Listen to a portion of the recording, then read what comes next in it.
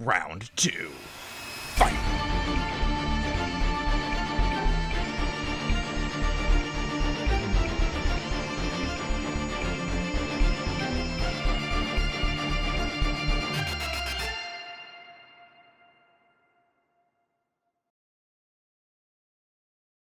Hello everyone and welcome to the Fire 2 Open Season 2, Group F. I'm Aaron, your co-host, better known on Board Game Arena as webberaj, and today I'm joined by Chris, better known by many of you as BaseSig. Welcome, Chris. Thank you, AJ. Pleasure. Chris, I'd say this wouldn't be a Fire 2 stream if we didn't begin with a series of wild and unsubstantiated predictions. We've got an incredible slate of players for today's game. Do you have any expectations for today? Honestly, trying to predict the outcome of this is like a total crapshoot. Totally. Honestly, even if you were to look at individual stats, it's pretty even across the board. Of course, we had production throw Bowser under the bus, so hopefully he's going to be looking out to try and prove him wrong today. Gotcha. I mean, my money initially is probably just based on my personal record versus them is probably Logus, but Right. haligh played quite an amazing game versus me in qualifiers with the 4-town mermaids. So any of these players are capable of pulling out an amazing game. So I'm looking forward to it today. What about you? Absolutely. Again, I'm not entirely sure. I'm not one for many predictions in Terra Mystica. I find as often as you like to sort of predict outcomes early on, there are just too many variables in a game like this. And I've seen many games, especially at the tournament level, of underdogs, rising to the top and winning. And again, there's just so many variables at play at a game like this, particularly at this level, that I think I might have some predictions sort of mid-game, but at least I'm going to want to see the first couple of rounds before I make any wild guesses. I do see that production has thrown up the Fire and Ice sort of sort of the tournament overlay, so we sort of see what's going on here. Could you take us through that? Yeah, I mean, I think right now, Would you be able to in take us through terms that, of the Chris? bracket, this match is determining two things right now. We still don't know who the best second place is. Mm-hmm. We know who the best second place is currently, and that's Hephaestus from the last Ice Division match. So there's potentially two spots up for grabs today to reach the division finals, depending on how close this match is today. So the winner will advance, and then potentially, if Hephaestus was within 5 points of RDK 5 points in his match, 162 to 157. So Right. if there's a closer point spread in this match, then that second place will advance. So Right. And there's certainly a decent possibility that games could be that close. I think in the first, in the Fire Division, in the first game when we had a second place at 1 point away from first, people were pretty sure that was gonna take the best second place. But in this case, I mean, a 5 point spread, there's certainly lots of room for someone to be able to take that position today.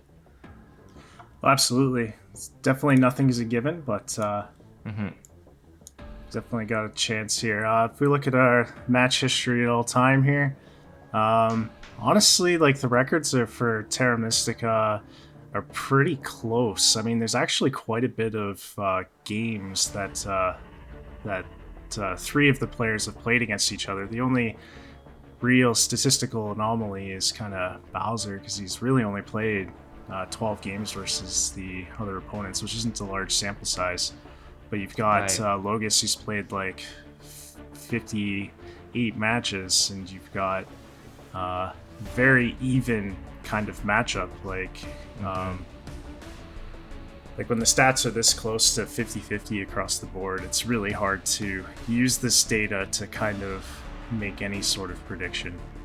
So I think a lot of this stuff's going to come down to faction selection and initial placements and the individual decisions that people make. And speaking of faction selection, you want to run through this?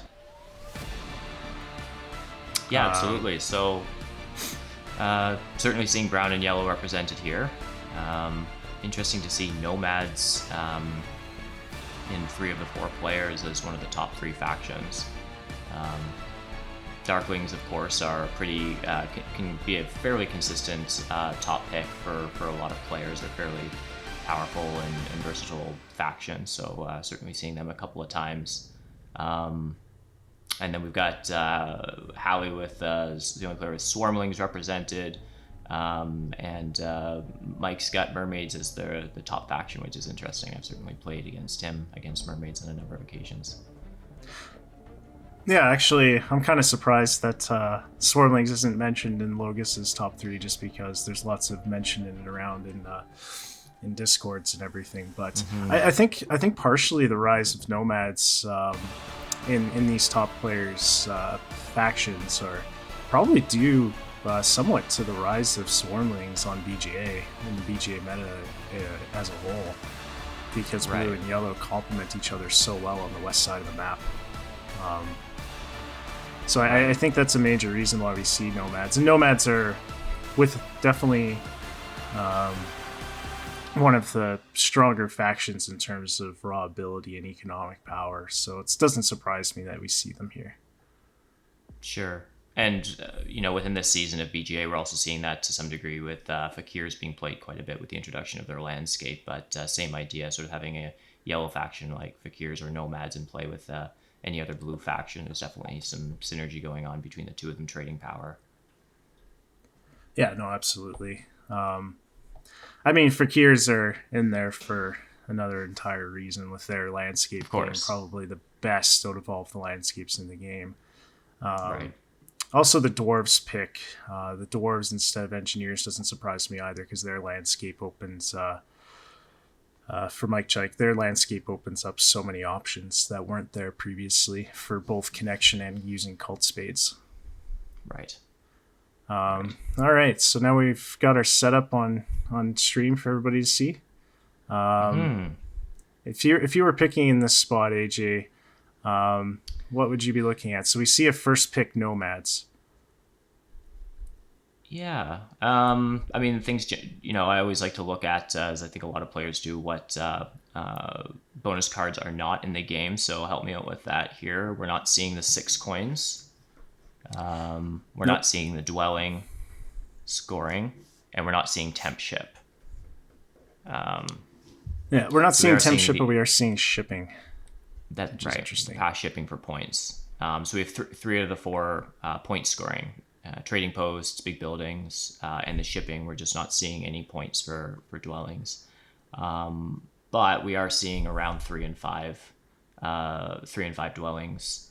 And then into round 6 towns. One thing that certainly always comes to mind when I'm looking at tracks, and I pay more attention to probably call bonuses early on in the game and then points sort of later in the game. But if you sort of look at like rounds 3, 4, and 5, going into dwellings and then trading posts and then back into dwellings can be a pretty great way to build things. Certainly a much easier way to score points off the track than if you were dealing with, dwelling, trading post, or something like that, of course.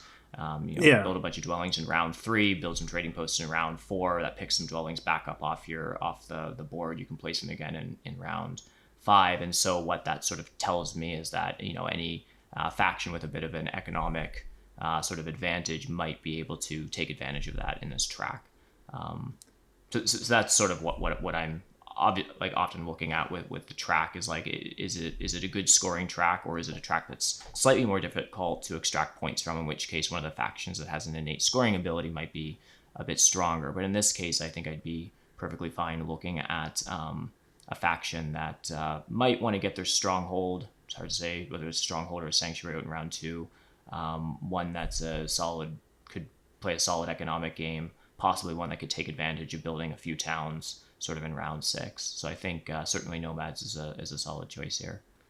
Yeah, I think all of these players are going to be looking to kind of form 3 towns in round 6, or if they're going to not form 3 towns, they're going to be forming like an early cult town to get some momentum on one of the tracks or something. But if we kind of look at like the cult bonuses here, really like the 4 charge on fire is generically one of like the cult bonuses for the first 3 rounds really aren't great.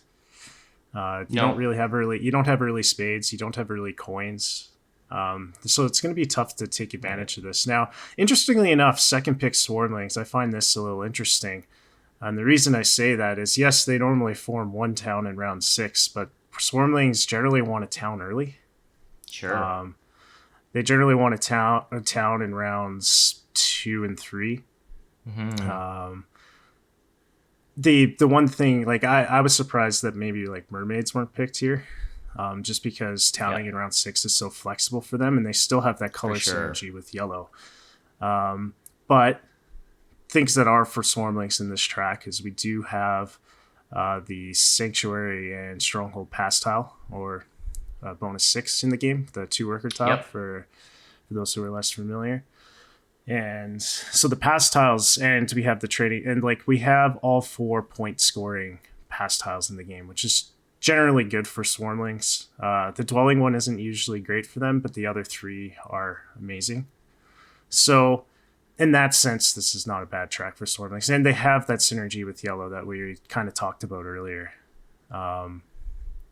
So kind of picking into this is a little bit interesting, right? You've got a shipping pass tile, which makes me think something like maybe something like Alchemists would be considered here because they like to town late as well. Right. But it'll be interesting to see where the players go from here. So I can't. So Logus is selecting one right now. But I go ahead. Apologize to the viewers early on when I was analyzing the bonus tiles. I think I mentioned that there was no dwelling bonus probably about 3 times. It's a little bit small what I'm seeing right now. There absolutely is a dwelling bonus. Thank you so much for flagging that. All 4 of the point scoring bonuses are in. What we're missing is 6 coins. We're missing the temporary ship, and we're also missing worker power. The 1 worker and 3 power. Yeah. Yeah, I mean, there's what's nice with the Swarmlings here is they're going to get a bonus tile that they want in round 1. They're going to get the spade's probably going to be taken in the 4th slot. 2 workers or priest will be taken in the 3rd slot, and then probably Swarmlings will get priest or the 2 workers, and they're happy with either of those. They're happy with either of those, right? Because they're going to town early, right? So they're going to be looking to town to get the 2 key town and kind of get momentum on the cults. Right. So Logus selects engineers here. I was wondering if we'd see an engineers game. Yeah, engineers look great in terms of the round 3 to 5 bonuses that we were talking about earlier. Yeah.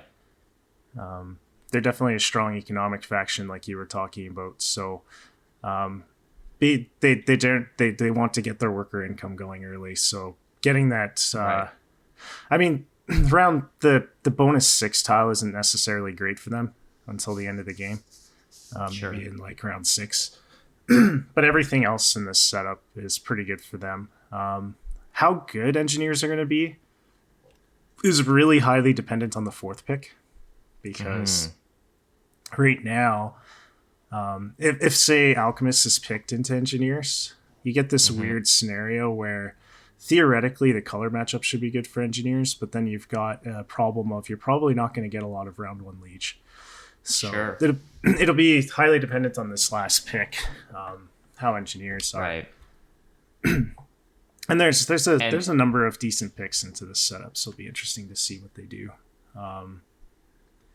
I'd imagine with yellow in the here, how likely is it that you can see them placing one of their opening dwellings on the Central Peninsula? With engineers in the game, not very likely with these players, because these players are pretty familiar with like the BGA meta. So they're going to most likely start like G6, which is the blue hex out in the east, below the there we go. The blue hex out east, below the gray hex out. Down there, so that I depending on this last pick, I can't see Swarmlings not starting there. It's just a great spot for leech from like the engineers, and especially if black is chosen in the game. Swarmlings have initiative too, so they could easily take that brown hex from That from H7 black. hex. Yeah. Yeah. Right. And so the other common placement that I've seen is like a D2 H2, and then using the landscape bridging over and making sort of one large town. Yeah, In this that's a particular possibility setup, too. at least what we know about the game, do you see it much more common or much more likely that we'll see like a D2 G6 open versus D2 H2? Yeah, the D2H2, the one issue you have with it is you're going to be fighting nomads over E2. So you have to double dig that E2 hex early, or else you're going to have to go the long way, D1, E1, F1, then go down. Oh, I see. Mm-hmm. Because nomads are going to want to build D3, E3, and E2. Yeah, sure. That's why the Oh, we synergy do with see them is so Darklings high. picked. Darklings, yeah. And this makes the G6 a little bit more interesting too, because now Swarmlings, if they do start G6, they would probably have to take a 3 charge tile to guarantee them to be able to dig out that H7 hex, because it is a double dig for them. So they start with 9 power and Bull 2 for any newer viewers, and then they would get the 3 charge. They could burn 6, double dig. Right. They might So they take the they might bonus get a tile charge that- from nomads to start the game, so they might only have to burn 5. But Right. If yeah. Swarmlings pass that up and allow Darklings to take a first turn before H7 is dug, how likely do you think that Darklings will open the game by throwing a priest on H7 and taking that away from Swarmlings? well, considering I think here, because there's no 3 charge tile worker, like I think the pass tiles that the players are going to choose is, I think Darklings are going to take the 2 worker bonus tile. So digging out that H7 doesn't cost them around 1 temple. So, and because Swarmlings are in the game, it doesn't even cost them Favor 11 or Earth 1, which is the... And why would you is, expect 2 Darklings to take the pass big building tile with the 2 workers versus, say, the digging the coins or an extra priest or something like that? The reason I suspect that is it allows them to build an extra dwelling and build a temple, but also if they get a ton of leech, which I don't think is necessarily likely in this setup. It depends where they start. Like, we could definitely see a C1 Darkling start here, especially since the yellow faction is nomads. You can definitely see them starting C1. There is no temp ship, so it makes that a little bit more interesting. The only other spot I could see, like, I think Darklings are going to start G5 pretty much no matter what. And then they might start C1. Now, the players are bidding on engineers quite a bit here. This does seem like a good color matchup for engineers. With Darklings being chosen, there's lots of synergy there. I think in the previous meta, you would see double East Darklings a lot more in this kind of matchup. For sure. Where they dig out like G6 early on engineers so they can't double dig it. But with Swarmlings coming to G6 a lot more and Swarmlings having initiative, I highly doubt that you're going to see Darklings start double East. Right. So I think they're going to either go C1 or E5. Out of those, C1 is going to be a lot more leech. Like engineer, there's potential for engineers here to be left out of the round 1 leech entirely. Sorry, for which so it'll faction be interesting to left see. out of round 1 leech? Engineers. Right. Because engineers are going to start E7, F6. Pretty much Sure, and guaranteed. so they might not start with a neighbor on E7 at all, and their neighbors on F6 might not build around them. That's right. In the first round. That's the starting spots they usually want, but like I don't see Sure. Swarmlings going middle this game. I could be wrong, but there is a potential by for them middle, to be you left mean out. So I don't D5. know how many more victory points like they're going to be worth. So like I don't know what you value the victory points here. And we're starting to see them bid on Swarmlings, so maybe the players are thinking along similar lines.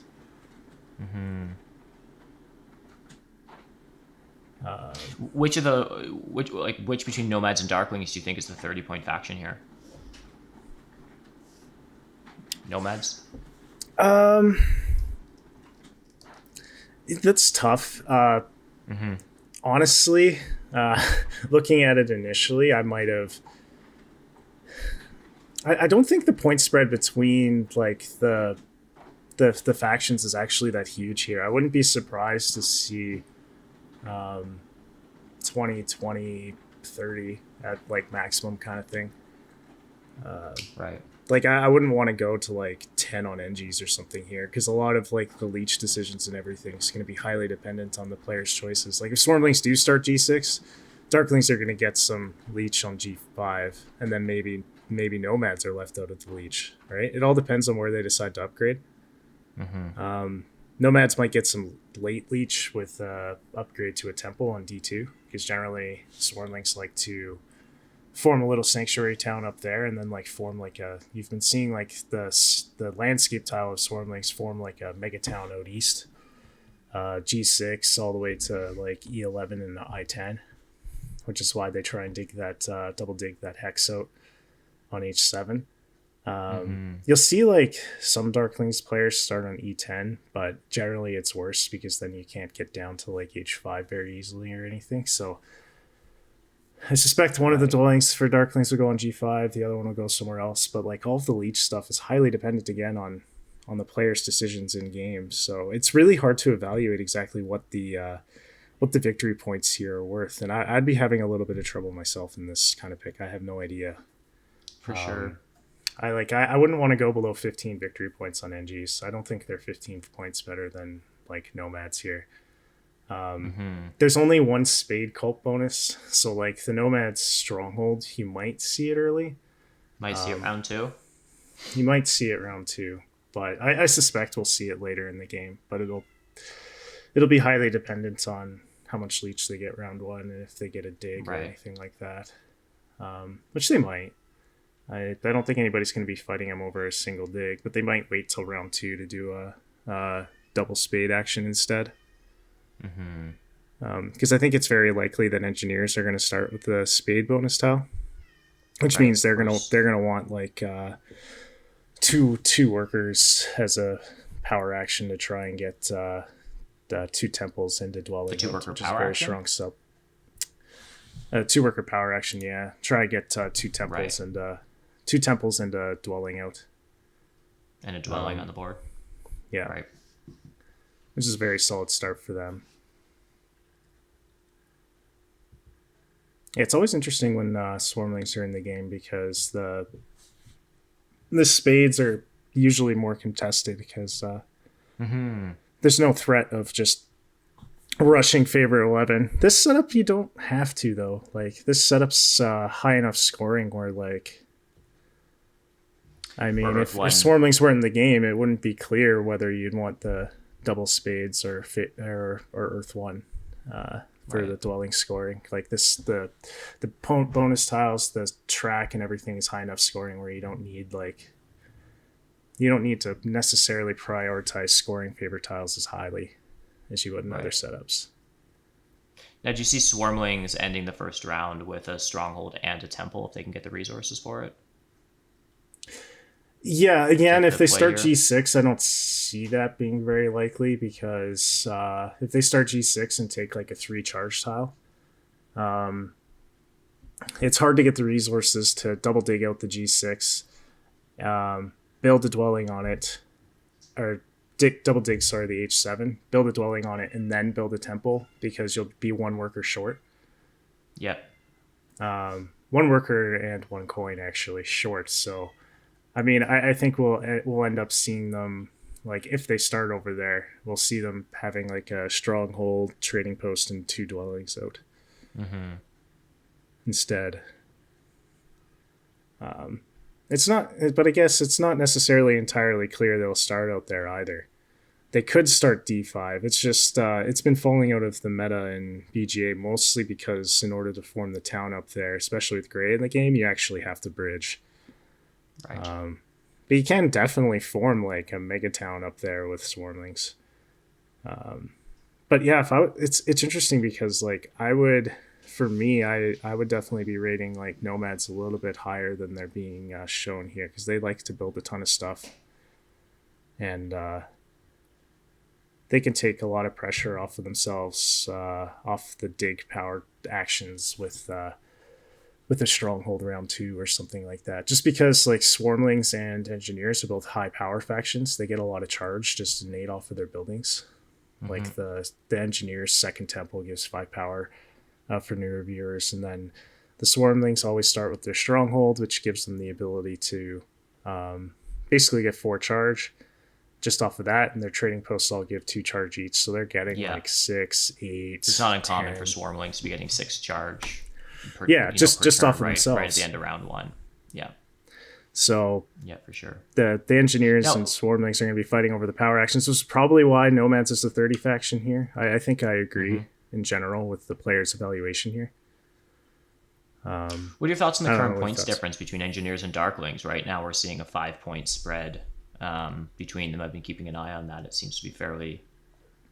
Yeah, well, it's interesting. If Swarmlings start G6, Darklings are definitely...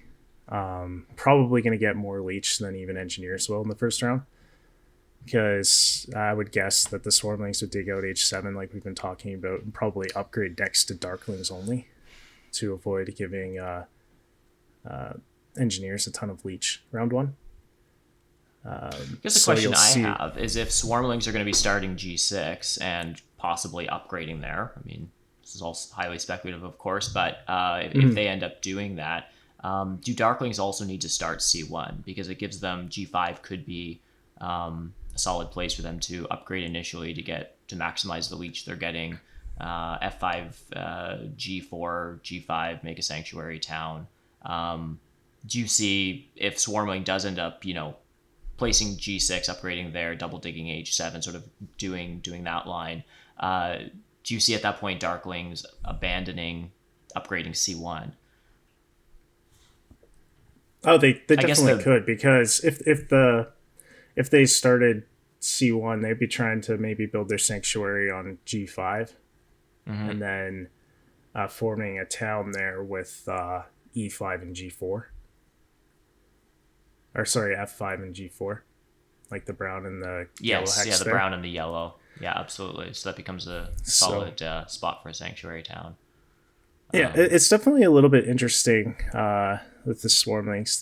They kind of make Darklings a little bit worse than normal here. So we see them pouncing on Nomads. Yeah. So the Nomads starting hexes, for sure that yellow hex was always getting taken as Nomads here. Their last 2 hexes are a little more interesting, right? So if Nomads start middle, I think Darklings will start middle with them. And Nomads usually do. So they might actually start there instead of C1. So that is E5 for viewers, the black hex in the middle next to the brown and the gray. Center. Yeah. So then the question is who takes E6? I assume with there being less pressure on Earth 1, it's sort of a no-brainer that Darklings would dig that brown hex on their first move if Nomad allows it. And that would be the argument to go C1. Right, because Nomads have initiative and they could potentially dig that. Now, the interesting thing with the bonus tiles is since Swarmlings did start G6, like we've been talking about this entire time, they're likely to take the 3 charge pass tile, which means Nomads, unless they hard dig that brown hex, they're not going to be able to do it. On their first action, efficiently anyways. So if I was a Darklings player here, I'd be maybe looking at starting center. You don't have to bridge for the town. And then on the east, where we had talked about before on G5, the black hex that's right next to the Engineer and Swarmlings pick. That could be a reasonable starting location. Yeah, and it's an easy town in the middle there. I don't think Nomads are likely to start round 1 with their stronghold, so that yellow hex isn't necessarily in danger either. Or that blue hex next. So they do elect to start C1 instead. And they've gone on the northern of the 2 options on the east instead. What are your thoughts on that selection for Darklings? For them starting E10? I don't like it in this matchup, and the reason is Nomads could start. Like, Nomads will either start like A5, like the yellow hex up there, with their 3rd dwelling, or they might go B4. And if they go B4, that puts a ton of pressure on Darklings, Sure. To actually connect. Like if you go G5, you're able to go down to H5, H4, and I8. Like you're able to kind of go there, or you can even get 3 shipping and go up to B5. I think G5. I've done this before. This in this exact color matchup, and it can backfire really bad. It doesn't feel very good. So, like, I don't agree with that E10 start at all. Like, I would have much It'd be really rather interesting gone to G5. see how this plays out. I know haligh is often considered one of the more versatile players. Yeah, Seen how I don't like this starting position. Made some early decisions that I wouldn't have understood, but certainly played out. So I'm really excited to see what haligh ends up doing with this Darklings game. What's interesting with this though is it does make this the only thing in this favor. I think it makes both Swarmlings and Darklings a little bit worse starting there, because Swarmlings can't get that. Like it's very hard for Swarmlings to get that Megatown now. As if like they did their first action, double dig out H7, like Darklings just take E11. So there's no like huge mega city potential out there for Swarmlings now. So it does make Swarmlings worse, definitely, when you start up there, but I also think it makes Darklings worse. Before Logus plays his third dwelling, do you have any predictions of where this is going to go? This is always an interesting question for me. Everyone's played their 2 dwellings, and right now we're seeing nomads. For those who are newer to the game, nomad special abilities, if they start with 3 dwellings on the board, they place their 3rd one last, regardless of player order. And so that's what we're looking at right now, is just where Logus is going to place that 3rd and final nomad's dwelling. Yeah, and he elects to go G4, which gone with G4, which is potentially good for some leech, but yeah, I don't know. I would have predicted more like A5 or B4. So it's interesting that G4 was the pick here. I'd be interested to hear his thoughts on why he thinks G4 is the better place. It's just hard to town over there, right? That Black's Hex is under contention. You need to like stronghold dig out like some grays or whatever to try and get the town out there. So it's not right. You don't see a lot of players start there anymore. So it'd be interesting to see how he leverages. Oh, that's this. interesting. We see haligh take the spade. Okay. I think maybe he wants to. That is interesting. So he's looking to take the worker power action most likely, and he could theoretically start with like a temple and 2 dwellings or something, or he wants to send the priest to maybe like a water cult. There's many. The thing with Darklings and the reason why they're so good is they're very flexible. So we could see a number of possibilities with haligh's opener here. But yeah, I didn't see Darklings not starting with the worker tile here. We're definitely going to maybe haligh will dig out the brown hex actually. The brown hex next to engineers on the east, because they're likely to build a temple up there. And this is kind of like a weird scenario for engineers, because I think Swarmlings are going to upgrade next to them first, and then they're going to upgrade west next. So it'll be interesting to see how these players play this. So we see the trading post from nomads in the only spot I think that was valid for them. Yeah, the only place they can build a trading post that isn't 6 coins. And the one thing with Darkling's placement that I definitely didn't mention was that it took pressure off of the Swarmlings to have to take the 3 charge tiles, so they elected to take the priest instead, which is much better for them generally. And we do see Bowser upgrading in the west.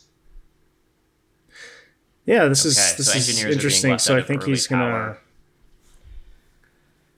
I think he's looking to build like if he wants to mega town. Like it's not even clear Swarmlings want to this game, but if he does, he's gonna be doing it out west and not east.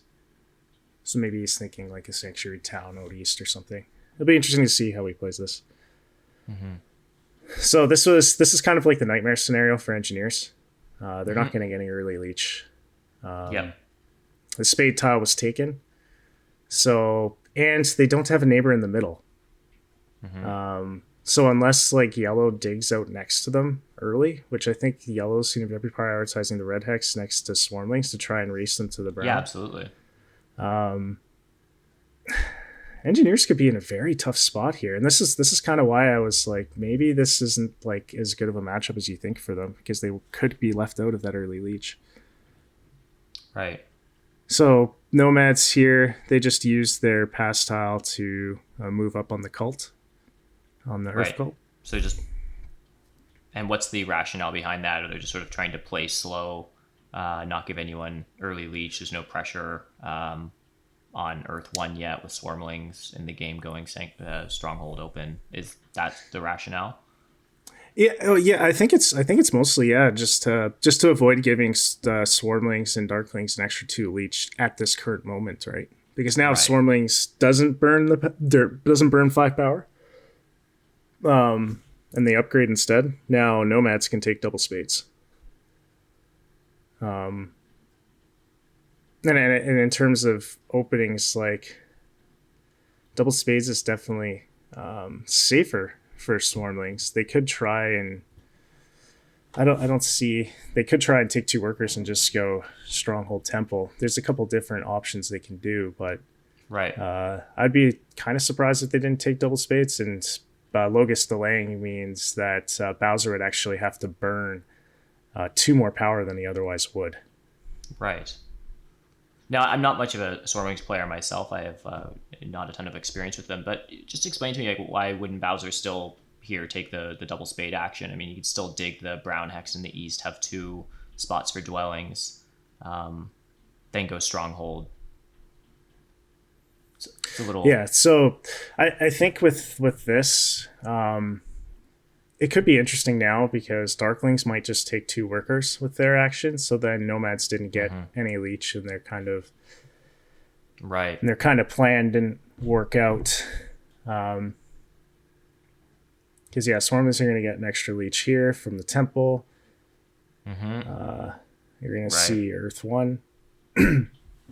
So haligh can give Nomads the double dig if they go temple right now. But they still have a priest they can send to a cult. They can take a different power action. There's lots of things haligh can do to stall here.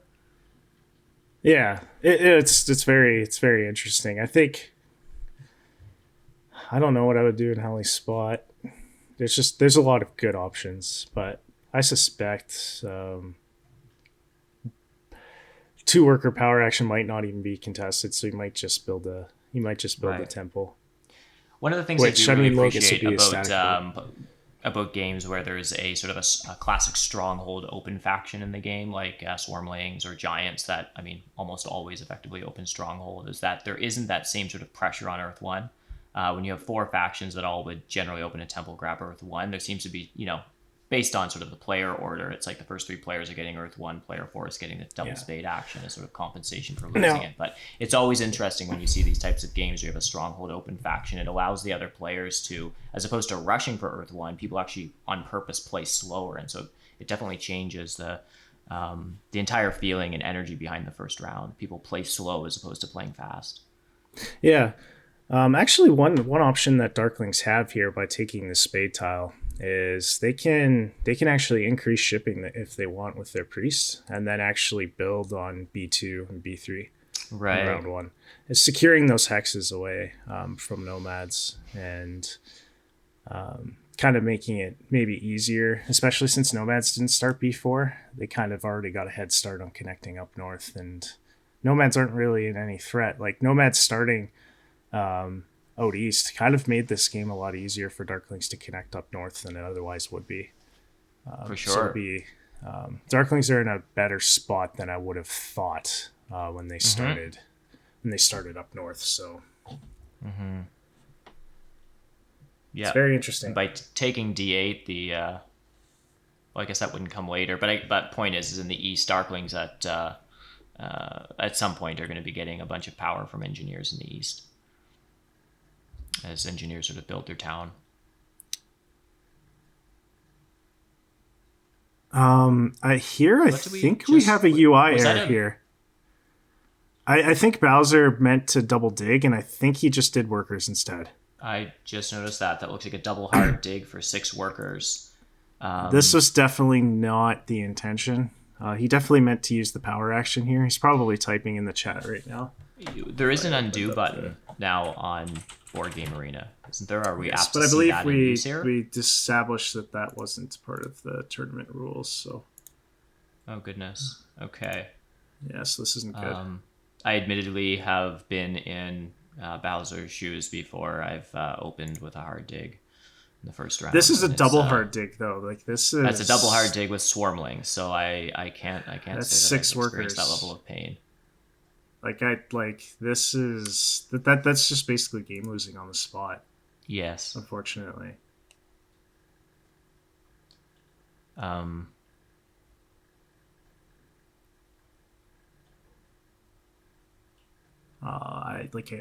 don't even know what to say here. Okay, so we have doing the undo. We do see the undo action has been taken, Chris. So yeah. Okay. I wasn't keeping an eye on the chat, but was that being discussed on the chat of whether or not that would be authorized? I mean, I think all the players would be okay with it. Yeah. the players would be all okay with that, and yeah, it was authorized by production. So right, yes, I'm just getting that note now. Yeah, I mean, I think with something like that, I think you got to allow it because that just ruins like the whole integrity. Of course, it's one thing to do a single 3-worker hard dig in round 4 or 5 or something like that, but it's an entirely different thing to slam 6 workers down on a hex in your first round of swarmlings. So what we might see swarmlings do is they might not actually build on that hex at all. They might actually open stronghold here, and then go temple out east. Right, and if they place a dwelling on that hex they dug, then they don't have the resources to get a temple in the east. Correct. They'll be short 1 worker. So we could definitely see that kind of opening from Bowser. Mm-hmm. So does Logus take the single spade action at this point? It's interesting. Nope. Logus fought for the double dig, but it's been taken by Swarmling. So they might end up saving their power for a double dig in round 2. And I think it depends on right on whether Logus plans on upgrading to a stronghold in round 2, or if he plans to do a sanctuary. The thing with the Nomad stronghold that's tough is most strongholds, except for, I guess I say most, and then 2 of them in the game are different costs, but three of them are different costs, but like a lot of them only cost 6 coins, but the Nomads cost 8 coins, so it's super expensive coin wise early. Sure. So it's kind of hard to force out early. Since Swarmlings dug out the one implication is what Bowser's indicating by digging out the brown hex out west is they plan on forming that mega town with a bridge down to the western hexes. Sure, the H2 blue hex, which is the blue hex in the southern peninsula on the west, southwest blue. Yeah, which I guess was a consequence of haligh starting. Right, starting because they need a spot somewhere for a mega town, and so right. Yeah. Okay. Now he does elect to go with the single dig here. To me, this maybe indicates that he does plan on strongholding, so he can take the green hex and form the town there, or take the blue hex next to him. We do see Logus getting 3 leech off of this, which is very nice. Yeah, I mean that was always going to be a stronghold, right? So he gets another leech by building the dwelling there as well. So yeah, of course. Some players might have just saved their power for a double dig in the next round, but and one thing I just wanted to flag is we do see engineers building an expensive trading post in the center. Well, because the single dig was taken, I don't think they I don't think you I think you have to build an expensive trading post in this scenario. He took the 7 coins, right? Okay. So he took the 7 coins and is now going to go double temple just to get the power income going. Right. Because there really is no other play here. You can't hard dig as engineers, really. Don't really want to end round 1. But this is not good for engineers at all. Like this was the nightmare scenario I'm talking about, because now He doesn't have any neighbors. He's going to get 5 charge for round 2. He doesn't even have enough power in round 2 to dig. Right. So, well, who's passing first here? How many? We have haligh. Not entirely sure what haligh's up to. Now you see haligh, because there was no pressure on Earth 1. He took the it's the favorite one. tile, fire one, right? Which I wouldn't be surprised if we saw him upgrade shipping here, although I don't think there's necessarily any pressure up there. But he could definitely upgrade shipping and build those 2 dwellings. Or he just builds 2 dwellings out east. Or he does this. Question I have about that, though, Chris, is that Haligh's not building a stronghold in round 1. So is it possible that Haligh's just going to lose Earth 1 altogether? I mean, weren't we just saying Haligh's playing Darklings? Do have Haligh's the resources to build a temple in the east? They use their stronghold ability to turn the eastern dwelling into a trading post, and then they can upgrade a temple from there. Is it possible that we'll actually see an Earth 1 Swarmlings here? Bowser might do that, yeah. So Bowser's playing Swarmlings and Haligh's playing Darklings. Sorry for any confusion. You could. I mean, Swarmlings generally like taking point favors, and usually they take the trading post one first, but isn't that generally more just as a result of the fact that Earth 1 isn't in the game by the time they're getting around to taking their first favor? You often do see Swarmlings taking Water 1, but you often also see an Earth 1 rush from all the players. And I do see Darklings often, open with an econ favor, but it's usually, in setups where they can be fairly confident that they're going to get their Sanctuary or a second Temple out in advance of Earth 1 being gone. And so they just do it in that order to essentially get, an additional round's worth of economy from it. In this case, it would be an extra 3 coins if they did it in that order. But yeah, for me, it's not clear if I'm haligh that I'm getting Earth 1 at this point. But I don't know if haligh cares. And the reason I say that is because we were talking about how high of a scoring setup this is. Like going double econ favors as Darklings is perfectly valid in this setup. He's gonna need a lot of coins this game. Like Darklings always just, like any faction, they love to take that power action for 7 coins, but Darklings especially so. They don't, because of Darklings' ability to just priest and terraform, they never really have a worker problem. They have a coin problem all the time. So take Fire 1's always a good choice for them. I wouldn't be surprised if we saw Darklings, if Swarmlings do take Earth 1, which I think they definitely might, and that's a good point. I wouldn't be surprised if they took Air 2 as well. Just to get more coins flowing in all the time, and just try and abuse the scoring tiles, and maybe build a temple in round 4 for Water 1, and just try and use 1 scoring tile in the game kind of thing.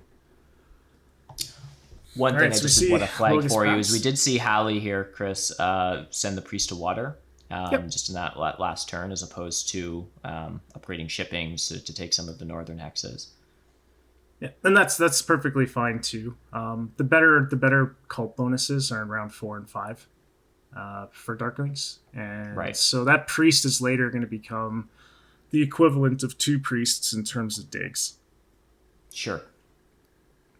So, and haligh also does still have a dig with the bonus tile, and so presumably we'll see one of the eastern hexes being dug there.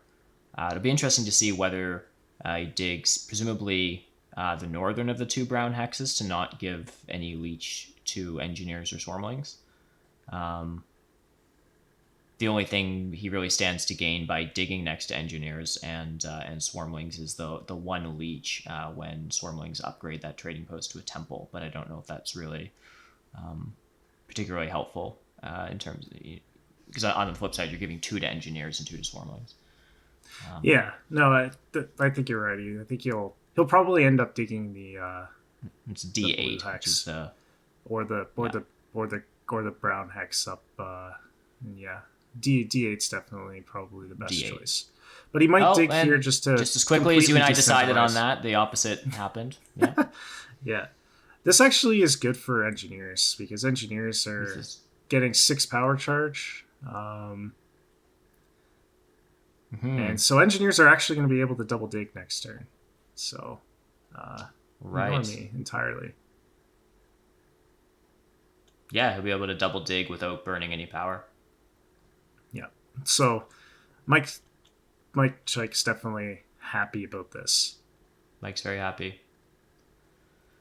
But maybe that's by design too. Like I think because of the synergy that Darklings are going to get from engineers, it's possible that haligh actually wanted engineers to be able to double dig, right? To kind of be able to build next to them. Interesting. And we do see Swarmlings taking Favor 11 or Earth 1. Yeah. Now the interesting thing with engineers here is because they started with the 2 worker tile, they can take a coin tile here and still be able to build 2 dwellings, which can be a problem. So engineers start all of a sudden doesn't look terrible. They'll be able to build 2 dwellings next turn and have a decent decon going. Mm-hmm. Now, where do they put those 2 dwellings? Do they dig E9 as one of their options, or do they take both F4 and D4 in the center? Presumably they take E9 and one of the center. Yeah, I think realistically engineers don't expect to get G2.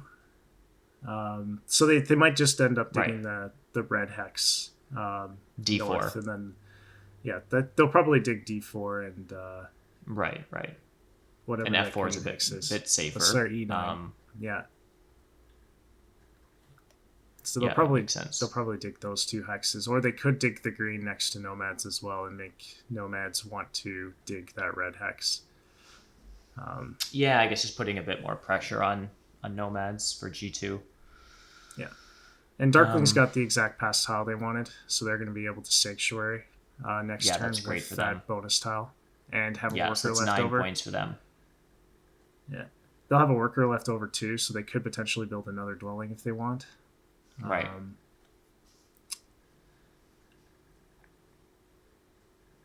And it looks like they'll have exactly the coins to build their sanctuary. I've got 7 coins now and 3 from the favorite tiles. So they'll have 10 coins there. So they don't even need the power action, but they'll probably be looking to burn to take the 7 coin power action. Now we did see, like you predicted, that Swarmlings did go Earth 1. So Darklings won't have Earth 1 this game. And in this, we're apt to see Darklings take that 7 coin power action. I mean, Logus is probably not going to burn to take it right now. Mike wants digs. No, I was going to say coins. he would if he wants to build to Stronghold. He would definitely do it. So I think we're going to see a Stronghold from Logus here. He could build a Sanctuary up there as well, but this gives him the coins to be able to Stronghold. Right, of course, because he still needs a trading post for that. So it's an 11 coin, 11 coins to get a stronghold out. 3 for the trading post plus 8 for the stronghold itself. Yeah, one thing I definitely didn't mention was the Priest to Water with haligh also gave him an extra 2 coins. So he doesn't.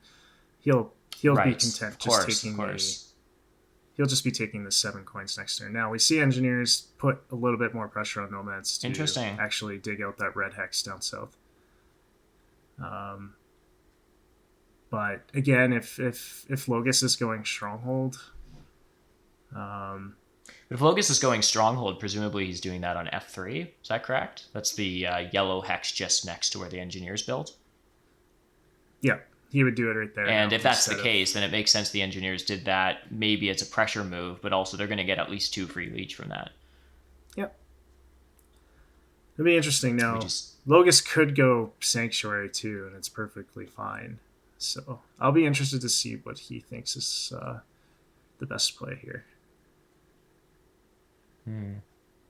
But burning for the 7 coins makes me think he's going Stronghold. Sure.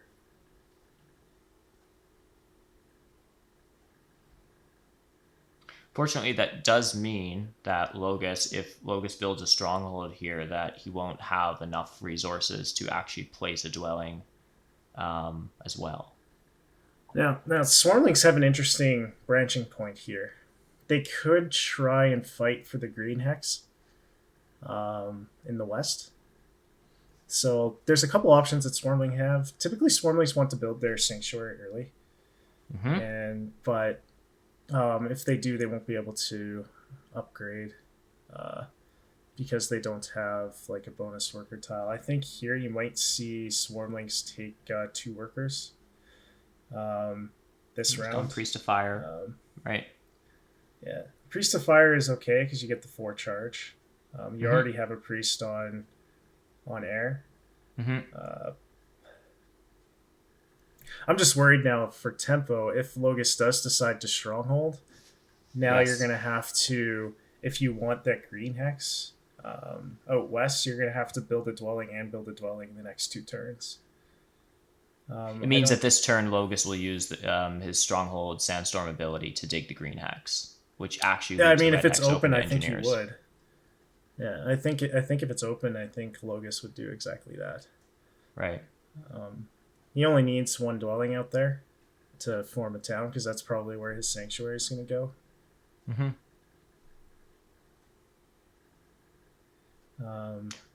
Which does put nomads in a bit of a interesting position just with that red hex, with engineers having built right next to nomads in the center. If nomads do go ahead and try to dig that green hex, they are leaving the red hex open for the engineers, who might, depending on who will by next turn have enough power to be able to take at least action 5, the single spade action. Yeah, it's interesting with nomads too. Like I'm not sure what Logus is up to. Because if they do stronghold, they're not actually able to build a dwelling this turn. Right. So presumably, if they can do it before, if Swarmlings doesn't dig the green, correct me if I'm wrong, but I'm assuming here that nomads are building their stronghold in the center and using the sandstorm ability to dig the green to yellow, and they're not placing a dwelling on it. They'll leave it open this round and then secure it next round. Yeah, and it's yellow's like a triple dig for Swarmlings too. For newer viewers, so it's very inefficient for them to take that hex from them. And then it also makes like Swarmlings trying to form a megatown like extremely difficult out there. Right now, I'm kind of liking where haligh is.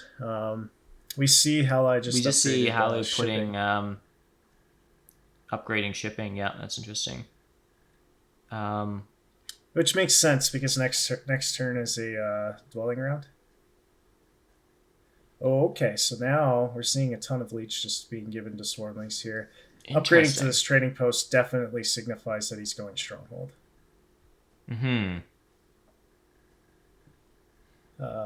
This does leave the option of Logus not having to upgrade any buildings next to Swarmlings after this round, like over there, because he can go stronghold, build a dwelling on the green, and then he could just upgrade that temple to a sanctuary, and that forms a town, a quick town.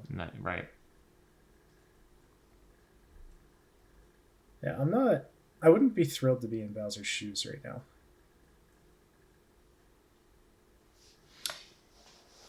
So yeah, we're seeing now that that Bowser's now going to rush after that green hex. Right. Because he has the spade tile, so he doesn't even need the power to do anything. So he's just going to build. He's going to build on that green hex next turn, and then. Which means that what we're seeing in the west is actually as you said, it's a sanctuary stronghold town that's going to be coming up for Logus in the west, taking the blue hex. Correct. Yeah. Yeah. Generally, Swarmlings are wanting to get their sanctuary out this turn, but because of their past tile options that they've had, or I shouldn't say past tile, I'm thinking more Gaia Project with bonus tile options that they've had, that option isn't available to do so. Right. And definitely for newer viewers, it's because the Darkling Sanctuary, Swarmling Sanctuary gives 2 priests, and it also allows the Swarmlings to have another trading post up. So I think next round we're going to see maybe like a single dig from Bowser. He could even potentially take it this turn and not even build a dwelling. To get a town out west and go for the 2-key town. Because again, I think Swarmlings want to town early, even in a round 6 town game. They want to get that 1 town early, especially because of the 3 workers from when founding a town ability. Right, of course. Yeah, here's just this game highlights for sure the synergy between and you can even see the players talking about it in the chat right now. The blue and yellow synergy here. They've just fed each other a ton of leech this round. Yep. Which definitely helps the recon. Like you mentioned, they're digging out that blue hex right now. I think that's just more efficient than digging out the red hex. It's a triple dig versus a single. Of course. And so you get a better leverage out of Nomad's ability here. And that hex is under no threat either. What are the chances, though? Do you think that engineers are now going to take that red hex, though, in the Central Peninsula that that Nomads would normally be after? So definitely the one downside to this action. Mm-hmm. The one thing that Nomads have in particular is for yellow hexes, it's only a double dig for engineers. I think Nomads just lost they've lost their town in the center at this point. Right. Because I think engineers will beat them to both reds in the middle. Right. So now I was going to say Nomads could theoretically use their power to do a single dig on the red down south, but I don't think that's very efficient when you're passing for the spade bonus tile. And engineers are definitely going to be doing double spades here. They have enough power. They'll burn the 2 power to go down to 6 power in the bowls, no problem. And haligh, as predicted, takes the 7 coin action as Dark Takes the coins.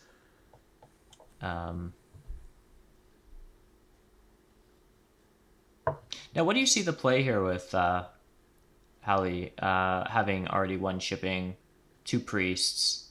Do you see them just sort of building, sort of B2, B3, A7, A8, sort of brown, black, sort of going that route? I mean, they could. I think they might upgrade shipping again. Well, that's what I was going to ask. So what does upgrading shipping twice, because, having those extra coins means 1 less priest to dig with, but 2 ships gives you E5, B3, A8 without having to dig at all. And then throwing their priest down on, I don't know, B2 or something like that. Yeah, I mean, you could if you did 2 shipping, the only hex it would give you availability for that you wouldn't otherwise have is E5, because I don't think Nomads are going to build there. They might. 2 shipping, the only hex set that it would give them would be E5. Yeah, but I think Nomads are much more incentivized now to start using their stronghold ability out east. Like if you start taking if you take that black hex next to Swarmlings. Exactly. If you start doing this now you're putting a ton of pressure on Swarmlings to actually start building over there. Because if Swarmlings doesn't double dig on that brown hex in the next turn or so, right? Because logus could just single dig that brown. Well, I think that's what he plans on doing, because he has the spade tile. I think he's going to take that brown away from Swarmlings, and now all of a sudden that town out there is free. And this was kind of like the double spade pressure that Swarmlings were under, because they used so we do that see double haligh spade just right away jumping to B2. So this probably indicates using both priests to dig and not upgrading shipping a second time, which probably makes upgrading shipping sense. was valid. But since he didn't go in econ favor with his second favor, he took water 1. Right. Mostly I think because Swarmlings already have water 1, so it puts a lot less pressure on him later to be able to do a temple. Oh, and we do see Swarmlings taking action 5 and 3 workers to hard dig that hex. Yeah, and this was a direct, and because he couldn't afford to build a dwelling. Oh goodness. He did the landscape, which is really atrocious. It's really not ideal, because there's not going to be a megatown over there. But I don't think Swarmlings are going for a mega town this game, anyways, because you can town down down west without needing a bridge or anything. Like, so Right. I think so it'll Bowser's just be thinking, well, three this, distinct towns. yeah, I think Bowser's just thinking, I don't really need this landscape to form a mega town. I'm just going to get it out now and secure those hexes out there. It's not entirely clear that he needed to do so. He could, like, I don't think nomads would go and dig like with the gray hex from them with their stronghold ability. He might, but right. Once nomads has 4 dwellings over there, like it's a single dig brown next to engineers. They really don't need any more to form a town, so they're not heavily incentivized to do so. But the threat's definitely there, so Bowser's like, that's too much of a threat to even gamble, so I'm going to take that brown hex now, secure that blue. We do see engineers upgrade shipping. Unless Mike gets a ton of leech, it looks like he only has resources really for 1 more dwelling, given that he probably doesn't want to burn below 6 power. Where does he place his next dwelling? There's 3 spots he could be digging up next to Darklings at C2. Could go I think he'll west just go and up take north. G1? Or you think he'll just go north and secure C5? I think he'll just take... I don't think he's going to give... I think he'll just end up taking the... He has enough spots to build the trading posts next turn that he probably won't take that gray hex. I don't think he'll take C2, but he'll probably take C5.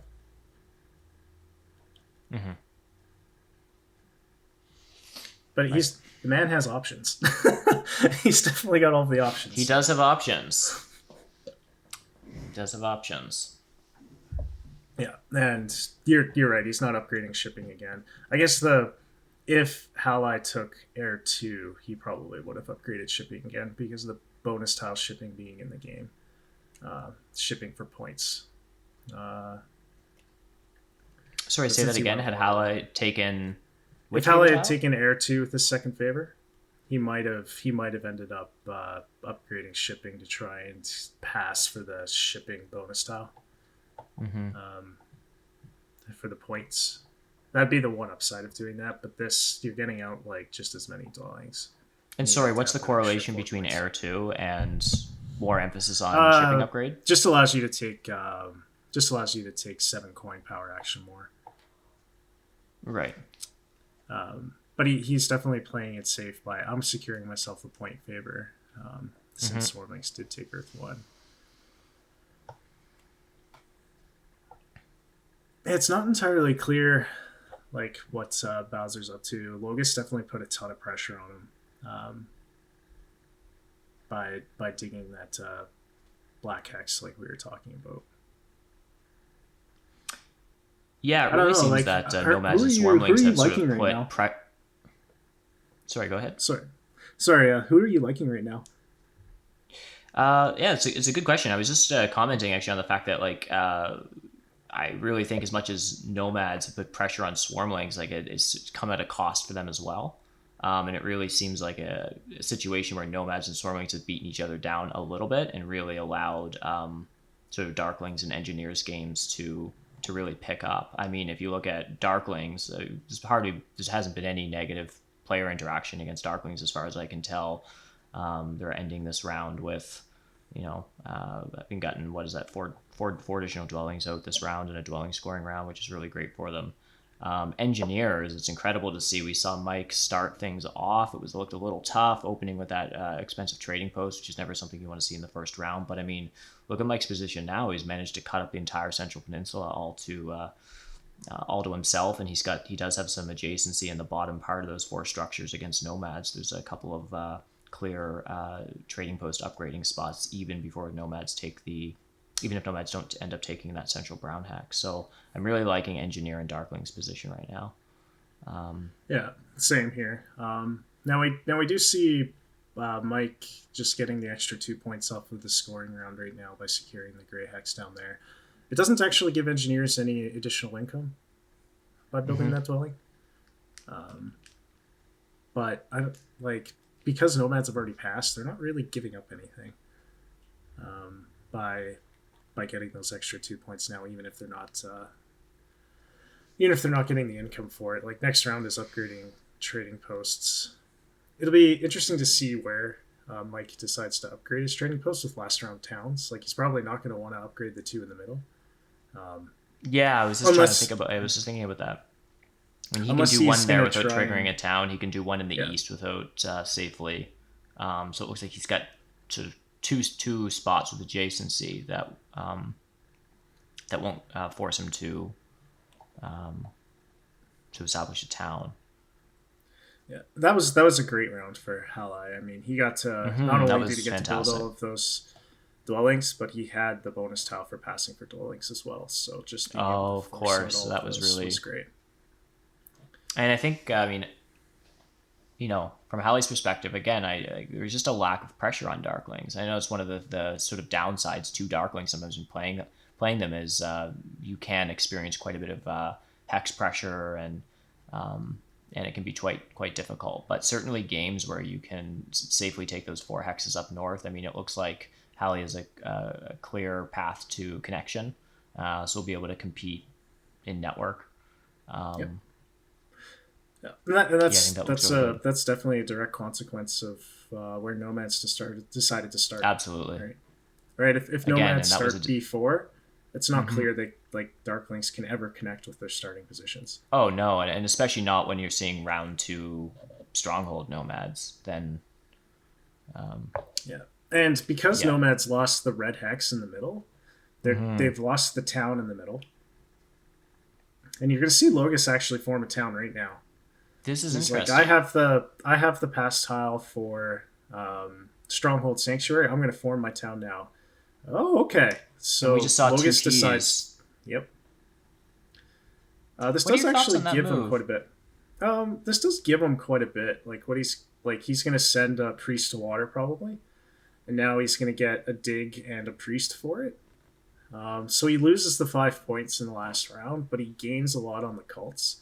And like we're playing against there's only one other cult faction in the game, being Swarmlings, and Swarmlings really are a cult faction when they can take the 2 key town themselves. So I actually like this move. I didn't see it coming, but I like the move. It's mostly because he has bonus 6, which is the 2 worker pass tile as well, like the bonus tile there.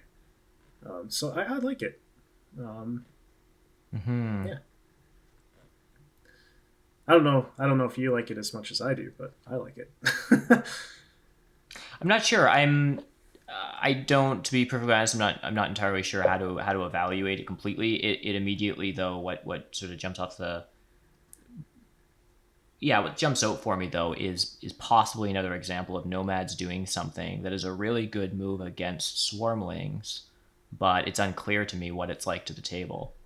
To the other 2 players. And so I'm wondering if this is still another example of Nomads and Swarmlings sort of beating up on each other a little bit, and Darklings and Engineers just sort of, getting to benefit. Yeah, I'm really not. Because it's bad for Swarmlings, I guess, is my point, certainly. How good it is for Nomads, I'm not entirely sure. Yeah, I think it's good for Nomads. I didn't like Swarmlings in this setup at all, with the round 6 scoring for towns. Like it's just you're gonna maybe get 1 town out of it. It just it doesn't feel good. Like Darklings already have 2 towns carved out. They're gonna have a 3rd town up north. Like I'm really liking haligh's game right now. Yeah, absolutely. Nomad's starting position out east. I guess one consequence I didn't think of Darklings starting not G5 is now that hex does open up like a ton of stuff for Nomads as well. Like being able to town out there is usually very hard for them. I think Nomads are going to try and go south for the 3rd town, but going south is a lot more expensive than it otherwise would be because they lost that red hex. Now they have to get 2 shipping just to get to the red down there. Yeah, 2 shipping, a dig to the red, and then they can start using their Sandstorm ability. To make their way over. or they. But I mean, because they- engineers are now in a position where they could cause nomads further trouble by taking that bottom green hex. What is that, I6 or something like that? That bottom green hex. I don't know that it's worth it for them, but Yeah. Yeah, it doesn't really gain engineers anything, but the one thing that's interesting is I think like engineers have lost that one gray hex out near swarmlings, right? Because nomads are going to dig that out with their sandstorm. yes, that's true.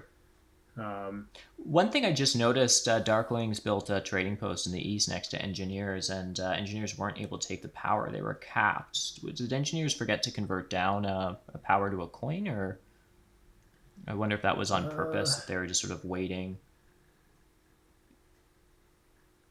I didn't actually. I'm not sure I missed see that. but yeah, I just saw the play with the trading post come up, and that engineer's power was capped from 3 to 0. No, I didn't see the sort of turn beforehand. It looks like he did convert. Just looking at the logs here, that's a good point. Though, so he did convert. He just gained it back. Okay. Yeah. Yeah. Here's the dig on there. Oh, he uses the landscape there. That's interesting. Does that mean he intends to? To me, that signifies that Logus plans to take Fire 2 at some point. Yeah. Unless he wants to build an expensive trading post. Yeah, I'm not entirely sure about the placement of that landscape. Why would you give up adjacency for a structure that could otherwise be upgraded to a trading post? Yeah, it's not even entirely clear that Bowser's ever going to upgrade next to that trading camp too. So for those who don't know, that trading camp, what it does is anytime somebody upgrades next to the trading camp, instead of taking power, the nomads can take a coin instead. Instead of gaining any amount of power. So yeah, it's interesting because you can't upgrade that. You'd have to upgrade an expensive trading post to form a town with 3 trading posts in that. So yeah, or as you said, take Fire 2. He's thinking there. Yeah, maybe he thinks he needs Fire 2 to form a town down south. He already has both scoring point favorite tiles. Yeah, but it's not entirely clear he would need Fire 2 over something like maybe Air 1 later in the game. But so haligh has a ton of resources here. Just built another trading post. That's the last hex that they have adjacency with any a dwelling on the board with adjacency. So that's the last spot they can upgrade a trading post. Unless they build an expensive one up north. Engineers have obviously been avoiding to build on C2. That's the gray hex next to Darkling's 2 dwellings there. Engineers have obviously been avoiding to build there on C2, providing Darklings with additional adjacency to build trading posts. The interesting thing is now, though, is Mike himself's kind of out of spots to effectively trading post that well without towning. Right.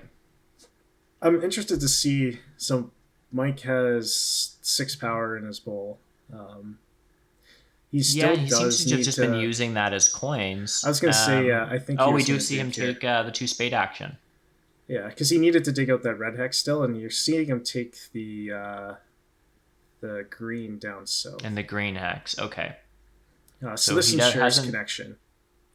So he didn't take any additional steps to block nomads from possibly forming a third town down south. Instead, he takes the green hex, which gives him access normally to 2 additional gray hexes. One where the nomads' current landscape is. That's so gone, he but it does decided still to give place him his landscape access here. to that bottom gray hex there. Yeah. Sorry for interrupting you there. That's my bad. So you can see now that he's placed his landscape down on that G3.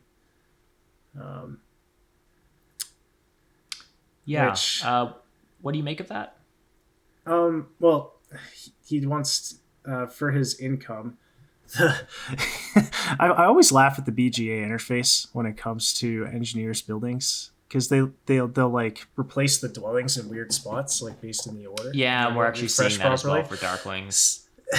So I was But it's just a doing the problem math with in my head engineers as income. well. If he builds a dwelling in the east next to we do see production reloading the game, which often fixes that. Yes, thanks for doing that. So we can now see that engineers can place one more dwelling and still get an economic benefit from it. If they build two more dwellings, that second dwelling that comes off won't actually provide any additional economy. So I assume we're apt to see from engineers here is obviously putting a dwelling on that second gray hex in the east next to Darklings.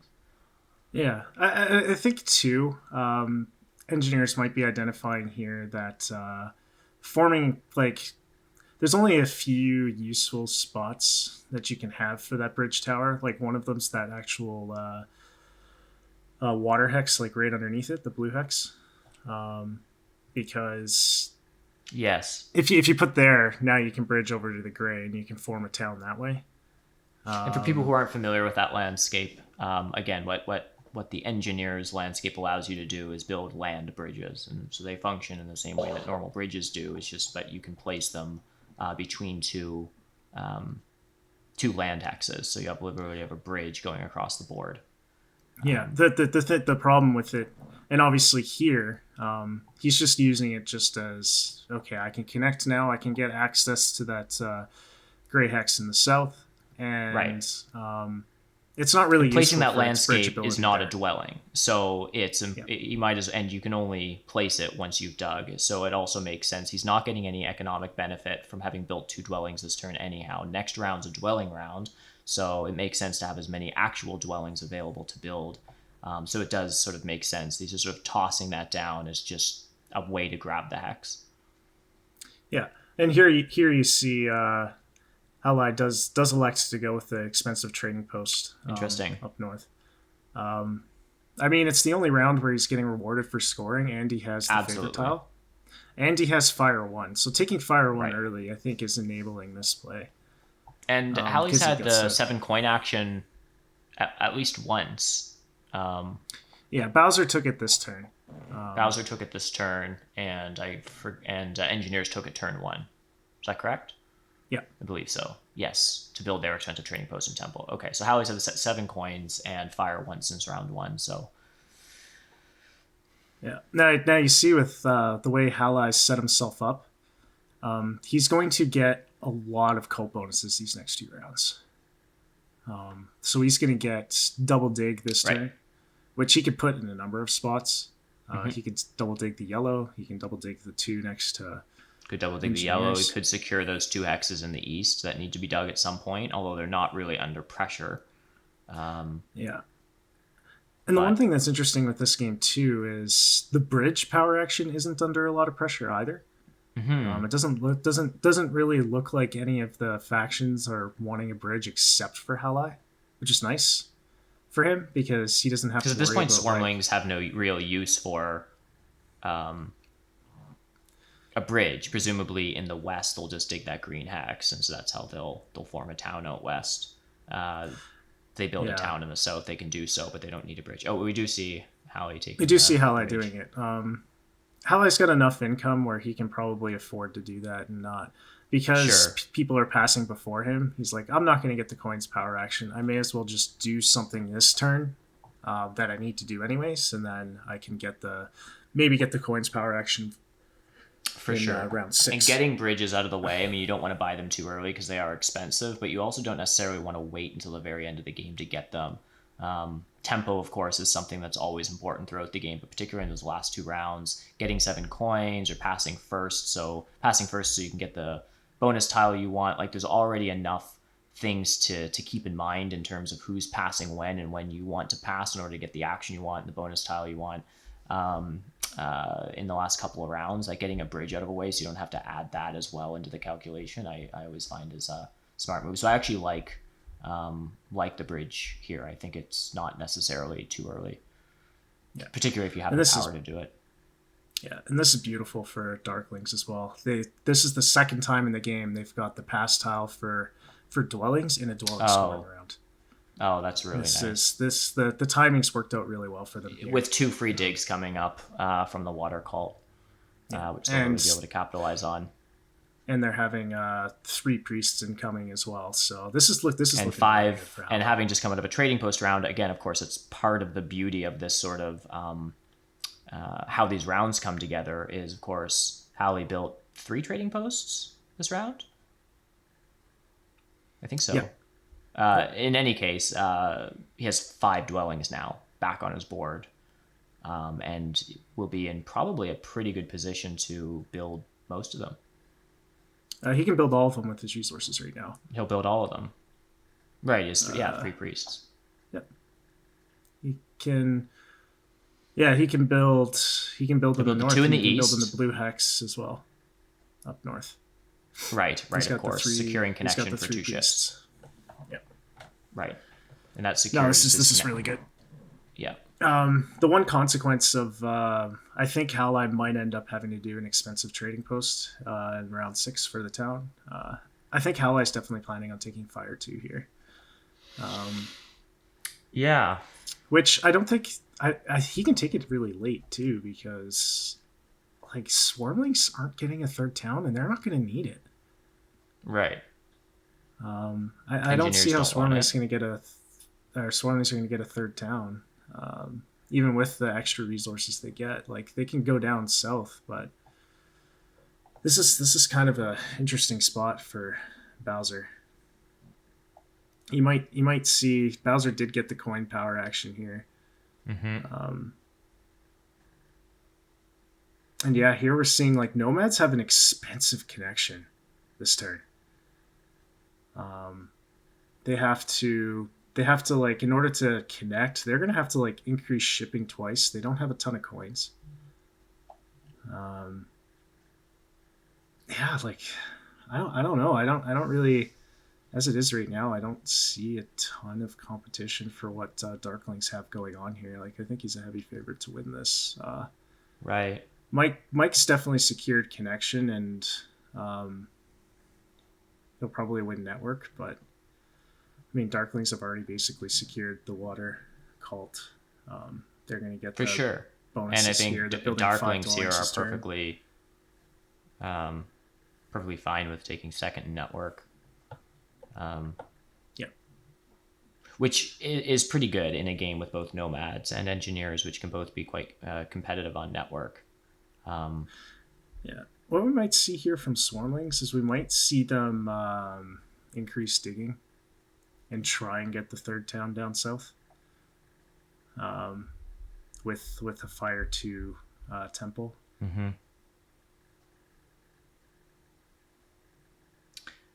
Did you see them increasing digging twice this turn? They could, yeah. I mean, I don't know what else they're going to do with their resources. That would give them 2 workers and 4 coins left after increasing digging, and they've got a couple priests and a couple power, but it doesn't give them a no, but what's interesting is they're in the round 6 they're going to get 6 additional workers just from their 2 towns. Because at this point, I think it's safe to assume that Bowser's not towning this turn.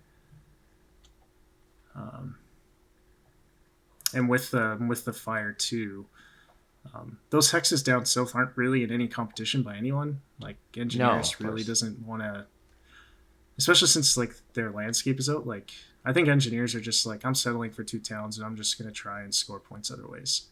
Mm-hmm. Halligh's like, no, I want it all. I'm gonna build all the dwellings and try and get 3 towns in the last round. Yeah, no, I'm really liking Halligh's game right now. It's also been a fairly cult-like game.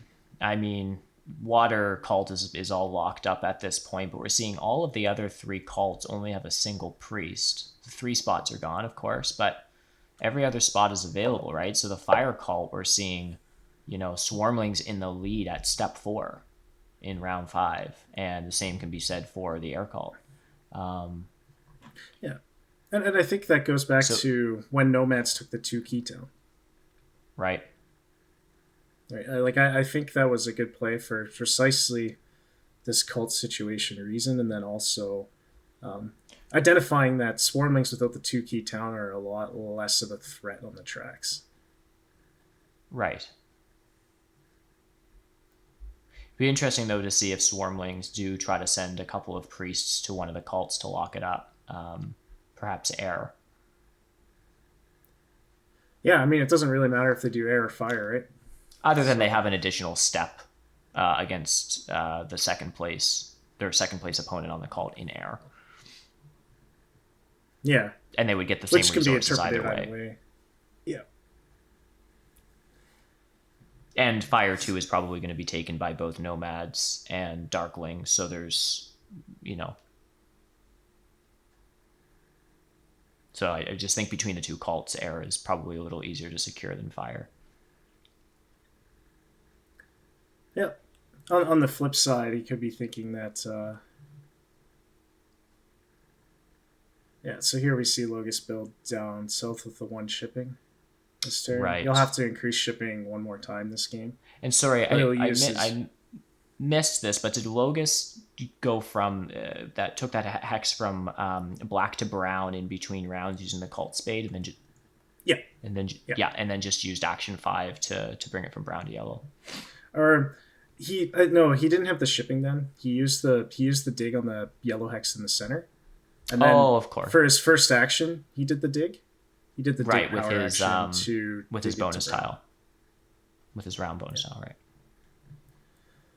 All right, so and Hallie's just building out all of his dwellings. Pretty easy turn for Haligh. He doesn't have to think too much on what he's doing this turn, which is nice. It's nice when you're able to just click a button. So again, your prediction is that Haligh will take E11 in the east. That's the blue hex in the east that he still needs to take, and then the blue hex in the north. Thanks, production. A11 in the north that secures Darkling's connection. With only 2 ships, not 3. Is that what we're apt to see here from Darklings in E11 and A11 dig? I think so. And that also secures the ability to just fire 2 temple next turn. You might have to build 2 expensive trading posts depending on if engineers ever come to C2. Well, he would only have to build 1 though, right? If he just builds an expensive trading post on B4 or B5 in the north, and then throws a temple down anywhere with fire 2. So and then he can just build a dwelling on the green hex, A10, and that's a town up there too. Right, but with fire 2 and an expensive trading post, he doesn't actually need to do that. Like in the north. Yeah. Yeah, if he just puts an expensive trading post in B4 or B5, followed by a temple somewhere that has fire 2, that will trigger both the northern town and the eastern town. Yep. Yeah. No, he should only have to build 1 expensive one. It'll be interesting to see. He might end up doing a stronghold as well. It'll be interesting to see how the last turn goes. I think it depends on what pass tiles he gets and everything. Right, of course. I was just gonna say it'll be very dependent on that. Yeah, Logus is gonna use his terraform ability on that yellow hex. Sorry, not the yellow hex, the blue hex. H4. Most likely here. Since engineers are clearly not interested in taking it. He takes that. And again, that's a much more efficient dig for Nomads than using Sandstorm on I8 at the bottom, which is only a natural single dig for them. So by taking that blue hex, they're sort of getting better bang for their buck, if you will, from their stronghold ability. Yeah, I mean, it's not clear he's going to have the resources to get the 2 towns he needs. He might end up having to take a coin town, which is everybody's favorite town in the chat. Yeah, of course. It looks like he'll have to take something like that in order to form the last town there in the south. He only needs 1 dig down there, so it's he needs 1 hard dig. He'll need a temple. He'll need 3 dwellings and 2 trading posts for those 2 towns. Bowser requires a lot more than that. Now, Bowser does have the shipping pass tile, so he might not try for that 3rd town down south. He might just increase shipping for the points, which he's done twice already this game. So he might do it 1 more time here and not upgrade digging. I'm not actually sure what Bowser should be doing, because that town, he did the trading post down there. So he could like upgrade digs and try and go for the town with the extra workers that he's going to get from everything else. He'll need to take fire too. But yeah, it's not entirely clear that he's going to have the resources to 3 town. But that's what he's looking to do. I mean, he's so far behind in points. He's behind in cults because he wasn't able to get the 2 key town because nomads took it. Yeah, that just goes back to your earlier point that you've been mentioning the whole game, where like nomads and swarmlings, like they were cooperating at first by giving each other leech, but they've kind of been blocking each other in a few different ways here. Yeah. And people often talk about a synergy between blue and yellow, and that's definitely true. But with that synergy can also sometimes come some contention and contested hexes. Yeah. And you see, you mentioned that there would be a fight over cults, and they're right. And so we did see nomads in preparation for taking fire 2, putting a priest to fire now. Swarmlings have responded with a priest. Yeah, so it's looking like there might be more of a fire 2 fight than I initially. There could be, so to speak. Because if Swarmlings isn't taking fire 2, then putting that priest to fire, I don't know. I kind of feel like nomads have a pretty good shot of winning fire if they take fire 2 and Swarmlings don't. So I don't know if Swarmlings sending that that priest to fire is an indication if they are taking fire 2. Yeah. The thing is, it's not even clear haligh even needs fire 2.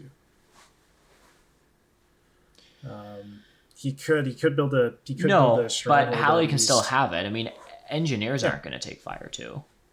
No. Yeah, so it's like maybe there isn't a race. You're right. Like, yeah, I was. Yeah.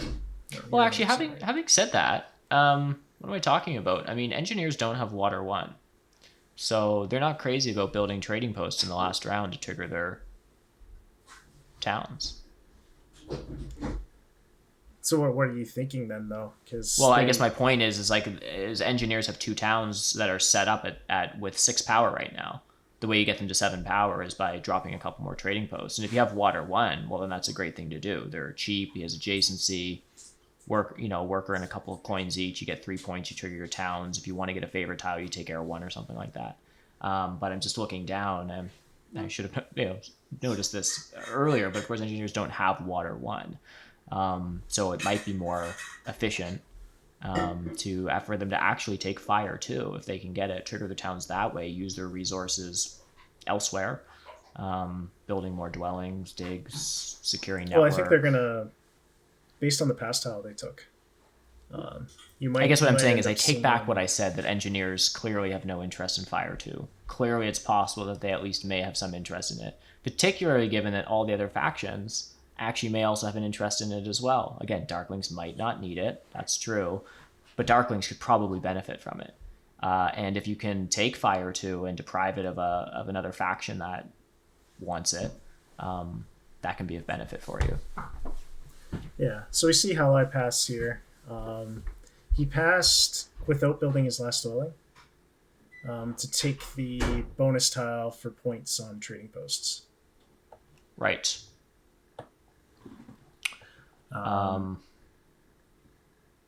Now, so that means... Interestingly, though, engineers took bonus 6, which is the stronghold. Yeah. So I think they actually plan on towning with a sanctuary, and it's not entirely clear whether they'll build their stronghold, but they might sanctuary air 1 kind of thing. You might see something like that. Just to sanctuary get an extra couple points. air 1. If they don't build their stronghold, then how do they build their other town? Are they just building a trading post which doesn't give them any points? They might build their stronghold. They might build their stronghold. Their stronghold doesn't do anything unless they build bridges, which they don't need. But so you're just building a stronghold for 4 points and as a way to trigger towns. The one thing I disagree on is I think they still have to fight for network, right? Mm-hmm.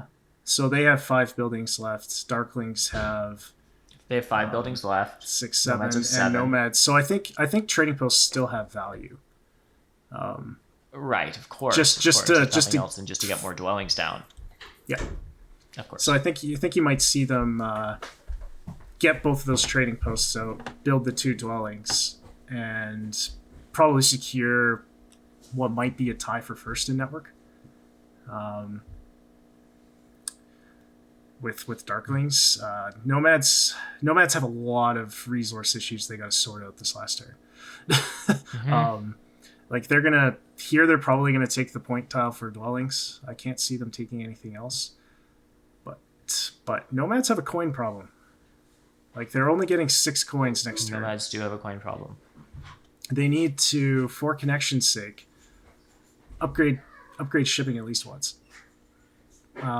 If they upgrade shipping once and take the green hex south, they can connect.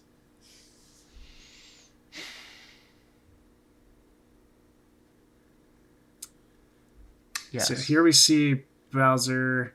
He didn't increase digging or anything, but he did double dig and secure the southern part, so he will be able to 3-town here with Fire 2. Passes for 9, that's easily. nice. Yep. So what is he taking here? We'll find out momentarily, but 5 coins in a cult bump, 4 coins in a priest, 2 coins in a dig. I mean, Just take the dig? he needs 3 digs, but he's going to get a lot of workers this turn. Like, he only starts with 5 workers, but he's going to get 6 more. 3 of those workers need to go to a temple. He has 2 workers left over. I'm not convinced you actually need the dig. Because I think he might still be interested in advancing on the exchange track, especially since he's not going to have enough. So you think he's going to advance on the exchange track once and then do 3 hard digs? Yeah. The argument for taking the single spade tile is you could... Oh, interesting. So he had room for another priest. Because he has 4 on the tracks, 2 from the sanctuary. Now, why would he do that? Because... 1 extra coin? Because the priest had reason. 4 coins on it, and the cult pass tile only gave you 5 coins. Priest gets you 2 up a track, cult gets you 1 up a track, so he's exchanging a coin for an extra step up a cult, if you will, that he would have gotten from a priest for an additional coin. Yeah. Yeah, I'm not sure about that. I think I would have taken the priest myself. Yeah.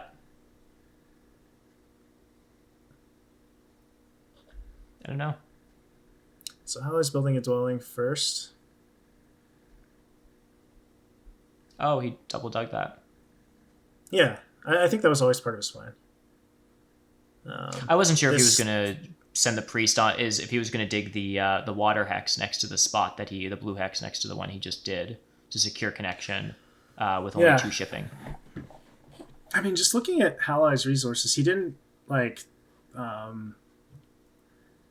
he doesn't need to secure Fire 2 because engineers just aren't interested in it whatsoever. Engineers do have a ton of resources with workers and stuff, so they're definitely going to sanctuary, get their 2 trading posts out, build a couple dwellings. They might even stronghold. It depends on how many workers they have, like what their plan is for points. So I don't see a lot of good ways after they get those last couple dwellings out for network to not build the stronghold to get points. I mean, they have 14 workers. And they have 2 free gray hexes left before they have to dig. They'll take C2 probably, I don't know, late as they possibly can. I'm not entirely sure what the order of that is. At some point, they're going to have to give Darklings adjacency in that gray hex next to the Darklings 2 dwellings. Upgrade shipping a 3rd time to get the gray hex in the top left. So there's effectively 2 more structures that engineers can get on the board without digging further. Yeah, so this is interesting. What town tile is Bowser taking? All right, he's taking the cult bonus. Yes. Okay, that actually makes sense.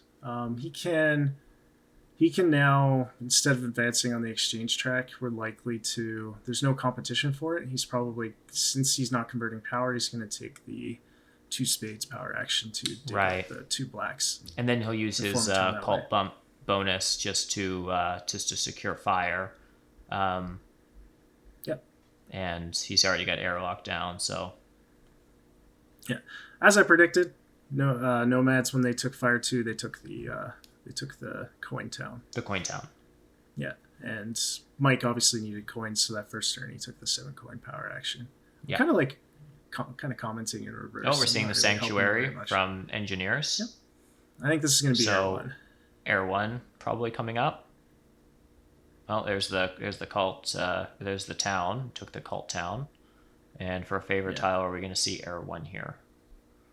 Cult town gives them. We're seeing fire 2. I wonder if this is just a play to deny somebody fire 2 because he doesn't need it himself. Perhaps because he didn't need it. Yeah, he didn't need it for that central town. It immediately triggers his second town to take place right away. But again, as we've stated, he's going to have to build trading posts somewhere anyhow in order to get more dwellings on the board. So the other argument can be, and I'll let you speak to this. I don't know that there's any particular rush for that priest, but sometimes people will build fire 2 so they can get fire 2 so they can score their towns right away and get tempo on sort of the town keys of their choice. I'm not sure if that played a role in this. I mean, the second town that was taken was a priest town, which is the second to highest number of points you can score from a town, but I mean, there's still 1 left over, so I don't know that there was any particular rush on that. I don't think there's a rush for him. Like, in order to build that dwelling up north, he's going to need to increase shipping 1 more time. Of course. I don't think that plays any part in it, though. No, yeah. I'm not entirely sure why he took it, honestly. I mean, there still are cult points to be secured here with extra priests. I mean, if he sends a priest to water or a priest to air, that puts him in second place. He puts a priest to earth that secures second place. I'm just not entirely sure. Oftentimes, he's the priest. Like the 11-point town is still just as good. So yeah, right. But yeah, he's probably thinking along the lines of cult points versus his opponents. Like one of Nomad's priests is already accounted for, because he needs to increase shipping 1 more time, unless he decides to take the ship town, which is a possibility, right? Like Nomads are going to build 2 trading posts here in the south, get their town. They're not going to have a lot of coins left. Right, they have 2 coins in 8, their maybe 9 coins available to them. The trading post costs 6, and that'll be all of his workers. Right, so he'll have no so workers, you might 2 actually priests, see him and then take a effectively shipping 2 coins left in Powerball 3. Yeah. So you might end up seeing him take like a 2 worker town, or a ship town. Like if he took the 2 worker town, both of his priests are basically accounted for by upgrading shipping. So yeah, it's interesting.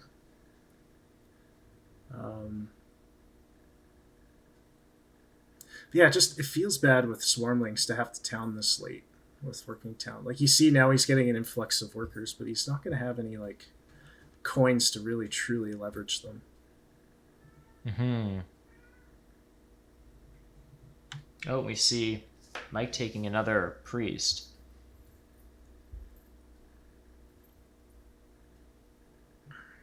Yeah, I'm interested to see what his plan is here.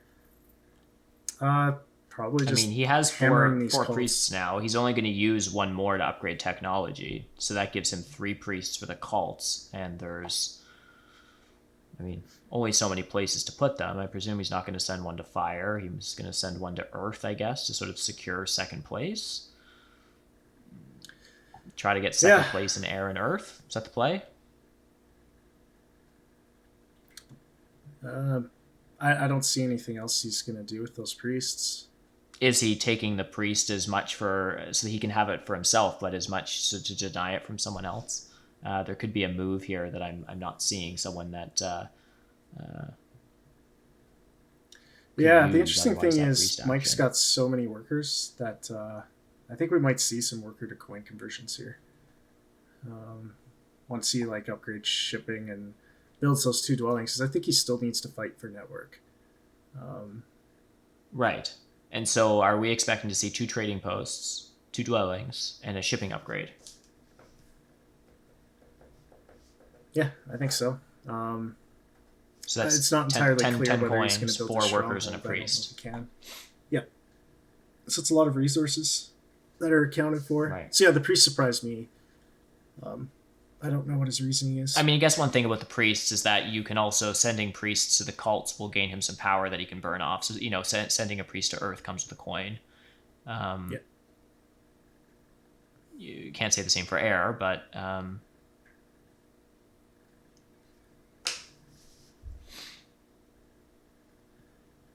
All right, so Hallie's digging out that blue hex. This enables him to get the 2 shipping instead of 3 we're talking about. Yep. He's not building on it right now. Which makes sense because the whole game, correct me if I'm wrong, but Haligh never had the pass shipping bonus. Never scored any points through shipping in that way. Oh, right, absolutely. Yeah, no, he never had that. I mean, but it can he be did get advantageous the for dwelling. people if, you know, if they're planning on doing a 3-ship game to sort of, it's like have that in consideration throughout the game, get shipping a bit earlier, just build that as part of your plan and know that you're going to score some points off the pass tiles. But it seemed pretty clear that that was never really part of Hallie's plan. Never saw him go for the pass shipping bonus. And here we see the cult this. sites, which Mike's equipped for. He's got 4 priests. But we might see him start. It's interesting, though, because if he sends a priest to Earth, which he probably is going to do here, but if he does that, or he sends it to goes Air. to Air. Air allows him to ensure at least 3rd there. If he sends it to Earth, he's not necessarily securing 2nd, because Swarmlings will probably send their priest in response. But, yeah, it's interesting. Mm-hmm. All right, Hallie's forming his town. The priest towns are gone. What's left? 11 points. Yeah, 11 Haligh pointer. took the 11-point Yeah. town. So that's worth 16 right now with the round bonus. Yeah, and Haligh still has 1 more town up north. I just don't see anybody catching Haligh at all. No, I don't see it. And Mike is going to have to build on that gray hex at some point, providing with Haligh adjacency. I don't see a way around it. Yeah. I don't know how Halligh's going to sequence the rest of his turn, but he's out of dwellings. Fire 2s are all gone. He is going to get that other town, but it is going to be a little bit more interesting. But how is he going to do that? Because maybe he's going to have to build 2 temples and 2 trading posts. Hold on. I'm doing some quick math here. I mean, is that the only way to build that town up there? Yeah, he's building okay, he's going to temple, trading post, and expensive trading post. No, and he'll just build a dwelling on the blue hex up there, or you could build it on the, yellow if Sorlix decides to swoop in and take it. Right, he took Air 1. Yeah, so this signifies he's going to go trading post, build another dwelling, another town. Like, this is a lot of points. Right, of course. So, yeah, like I said, I wasn't clear clear that resources for that. Needed Fire 2. Yeah. All right, what town's Bowser taking? He decides to take 8 charge. Makes sense. He has like no coins left, and really the only point efficient plays that Swarmlings have in this position is to increase digs with their priests. They can do that once, and then they might for like a single point. Not even like building a dwelling is like basically net 0 with favor 11 for Swarmlings, because it costs 5 resources just to get that dwelling out. And 5 resources is almost a point, or almost 2 points in favor 11, which is the Earth 1, gives him 2 points. So I'm not entirely clear how he converts his resources. Costing digging costs 7 resources plus the priest. He has 5, 14. So yeah, he's probably just. I think Bowser's just increasing digging twice and it's done for the game. Right. With like not a hugely strong position on the cults for a Swarmlings game. Like he's still got 16, 18 points on cults. So he's not going to end up finishing poorly. Not as bad as I thought he was going to. He's going to get 12 more points off of the increased digging. But he's not catching haligh. Haligh is still getting a lot of points. Yeah. Haligh can even still take the town tile for shipping if they want, just to secure that, and then use another priest on a hex for another 2 points. Like Haligh is going to ends the game with over 140 points, I think, between the pass tile, air one, the 2 priests on the digs, and just nobody can catch him at this point.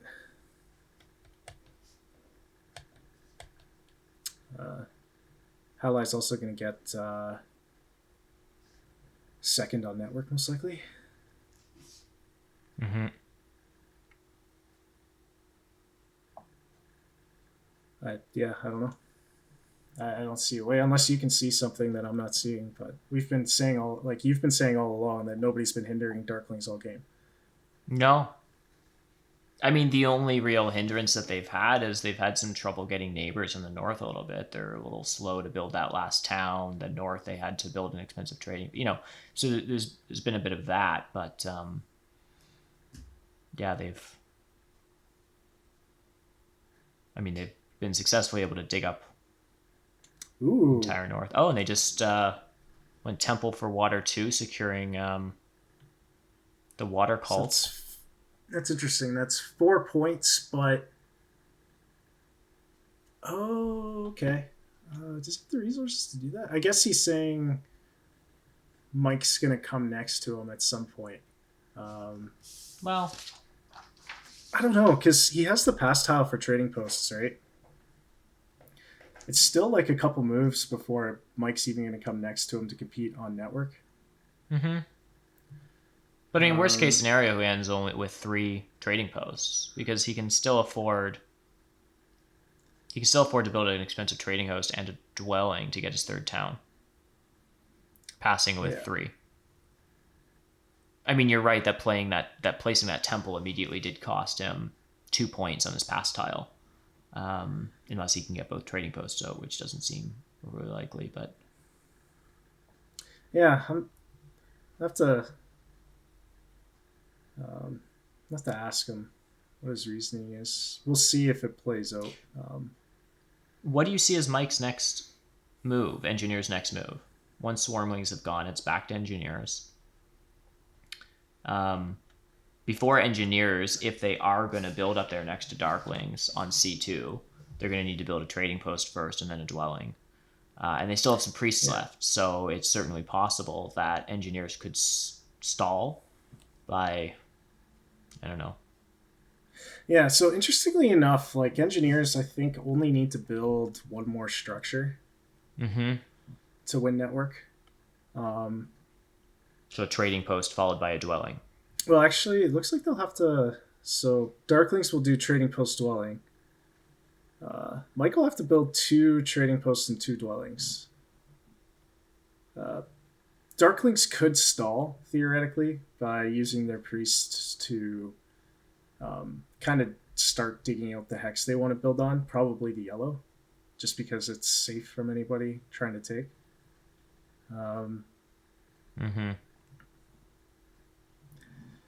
Yeah. And we saw Bowser increase digs, and he's going to he has enough resources to increase digs 1 more time, and that'll be it for him. And he's got the 1 cult bonus on his pass tile he has to do too.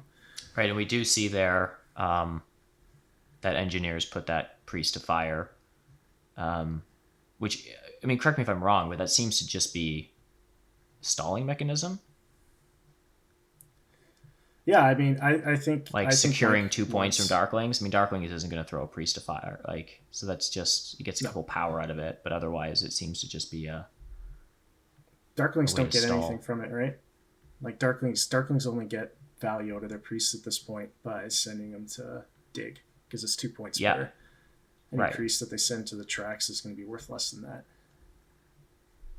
So engineers are Darklings just did trying to secure. force Darklings to build an expensive trading post.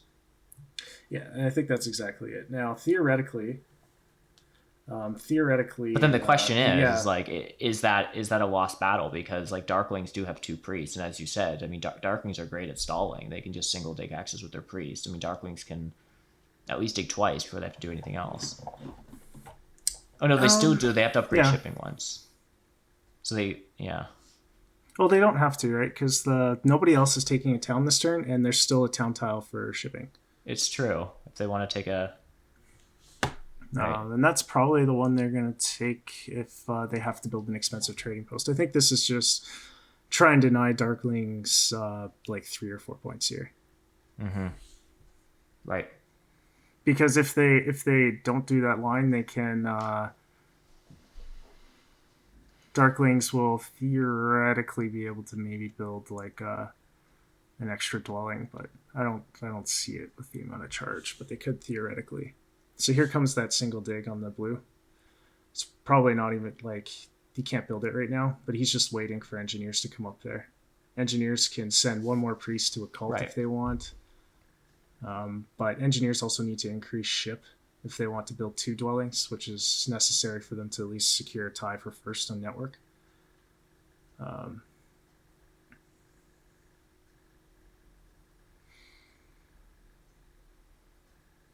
So Swarmlings are...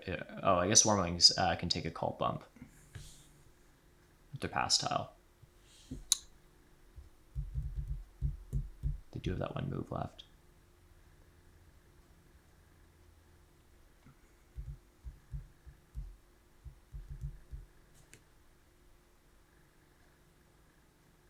Yeah.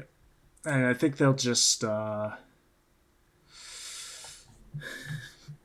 I guess it's a question of do they secure fire or do they try to... Go ahead. No, I think you just move it up on either air or water just to get 1 point. Nobody's threatening going fire. Nomads have passed. Just take the extra point that you can get from either water or air. Mm-hmm.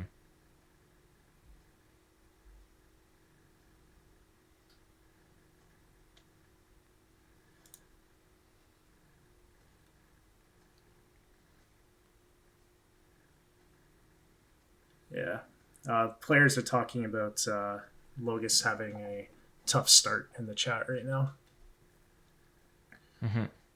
So Logus is saying he shouldn't have used Sandstorm.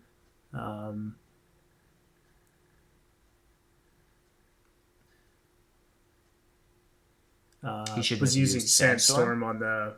Yeah, he's saying what his massive fail is. Maybe he shouldn't have used Sandstorm on the 1 round to secure double digs from Engis to take G2, right, which is that red hex that he lost, right? So he lost that easy access to the south. Yeah, and he's saying letting Engis murder that middle town is catastrophically bad. And I remember us talking about losing that middle was really bad for nomads. Yeah. I think we see engineers go up on the shipping track. Yeah. Which I guess buys them another turn, and Darklings do follow with the expensive trading post. Yep. I mean, at this point, haligh was out of like stalling moves, really. Well, I mean, the only other thing he could have done. One priest left. Yeah, I mean, he could have put a priest on, put it on like the yellow hex next to him or something. There's no threat of the blue hex being or that black hex being taken by anybody. So. What do you see haligh doing with their last priest? What do you see haligh doing with their last priest?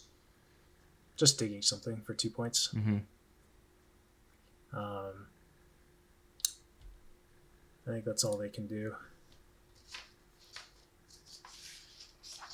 What they might end up doing. They built the expensive trading post, so it's a little less clear. They could actually They could take they could take a charge tile or a town tile. They could take 2 workers or the charge tile to get more points, and then use that priest to increase shipping instead, because they could just get resources that way and just get the shipping that way, because they can't afford to build another trading post with their current resources. So that's probably what he's going to do with that last priest, actually. So instead of digging, and it's worth more points to do that. It's worth about the same. I think it's maybe worth 1 or 2 more points to take the town tile. I haven't done take the power town, and then just pay for an upgrade in shipping. Yeah. So you get 2 more points off the town. It's pretty much a wash, really. It's about the same. Yeah. So he can kind of do what he wants. He might get an extra point off of resources, but it's about the same. Oh, and we do see haligh leeching power here. Yeah. So this actually gives haligh exactly the resources to upgrade shipping and build that last dwelling. Yes, but it doesn't give him anything else at the town tiles. Yeah, so it's not entirely clear to me what their plan is beyond that, because, I mean, if there was still like an 11-point town or something available, it would kind of make sense that they'd just be using up the rest of their resources and then taking an expensive or a high-point town, but they'll be left with some resources. Oh, interesting. After taking the town. Okay, so he actually ended up digging the Grey Hex. So that was actually clever, because now that Mike's upgrading to a trading post, there's actually nowhere where Mike can build a dwelling. Right.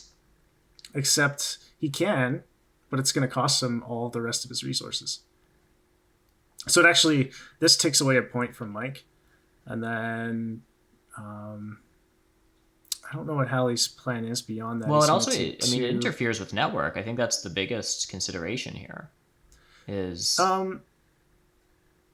Yeah, I mean, it doesn't really... I mean, when haligh builds this last dwelling, they'll be tied for network. And so what does that mean for Mike? Does Mike hard dig? Mike definitely hard digs. He has to hard dig something. And he has enough resources because it's an NG's dwelling. Right. So it'll cost him 1 coin and 4 workers, and he has 5 workers. So he has enough to do it still, but it costs Mike a point. Yeah, it's an interesting play. I guess it answers my question of earlier on when Mike was stalling and haligh had some priests left over, and I was thinking, why don't you just put, use your priest to dig somewhere? And well, that's the answer to that. Is the moment engineers upgraded to 3rd shipping, Darklings immediately responded by digging up their hex. Yeah, but I mean, NGs are still winning network here. It costs yes. Mike 1 point, but it costs haligh so he ended up getting the shipping town, and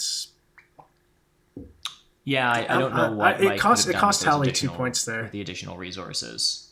Maybe he was thinking non-NG dwelling resources, right? Because if it was 2 coins and a worker, he wouldn't have been able to. How did that cost haligh 2 points? Well, because he took the 2 points off the leech. Yes, right. Mm-hmm. Yeah. But I mean, Halligh's very far ahead here. He's 2nd on network. He's winning the water cult. He's not doing anything else in any of the other cults, but I don't think anybody else even comes close to points on him. Mm-hmm. So I mean, and here we have. It was well played, but Nomad's not doing anything in the center really hurt themselves.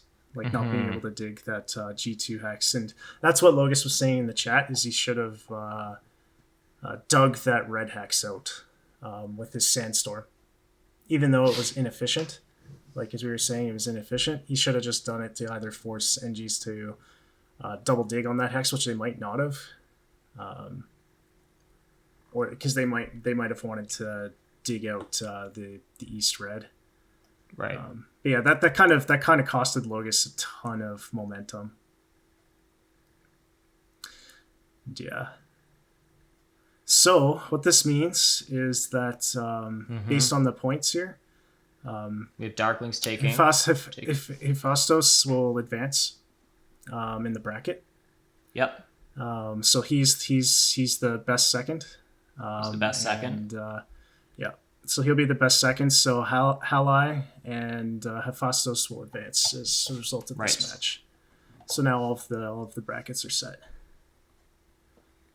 Well played from haligh. Yeah, congratulations. Yeah, and again, like Nomad's not challenging them up north made the connection so much easier. Yeah, absolutely. Absolutely.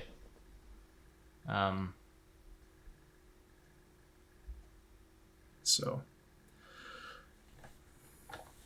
Yeah, I think as I said sort of earlier on in the game, Haligh has sort of been known to me anyhow as a player that's very versatile. And I think this is one of those classic games where Halligh's strategy seemed to just be, taking what was on the board that was sort of left by other players.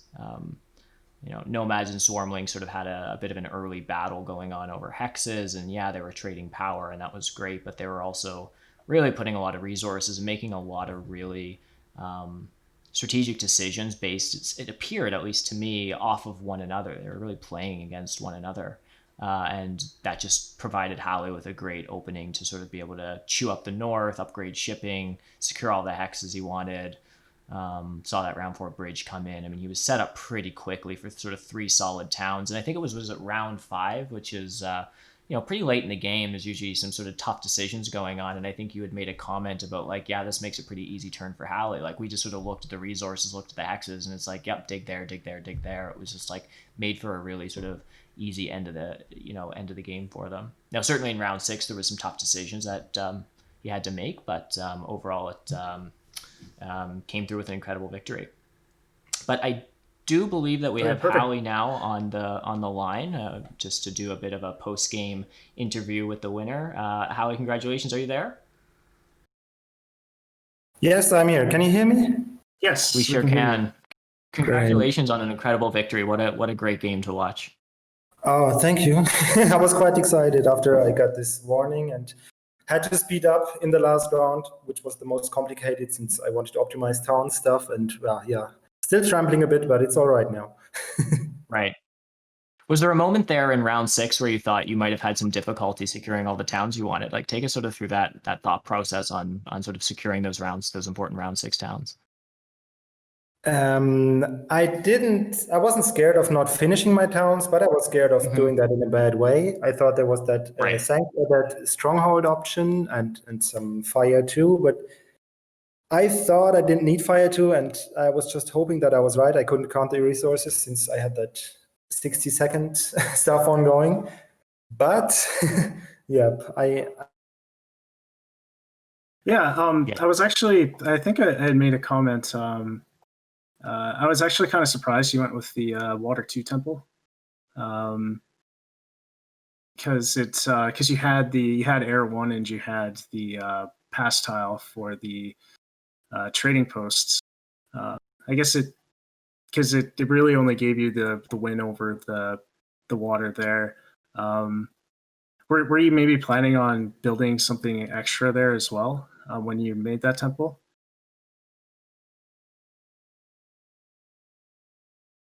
In round 6. Haligh, are you still there? How are you still on the line?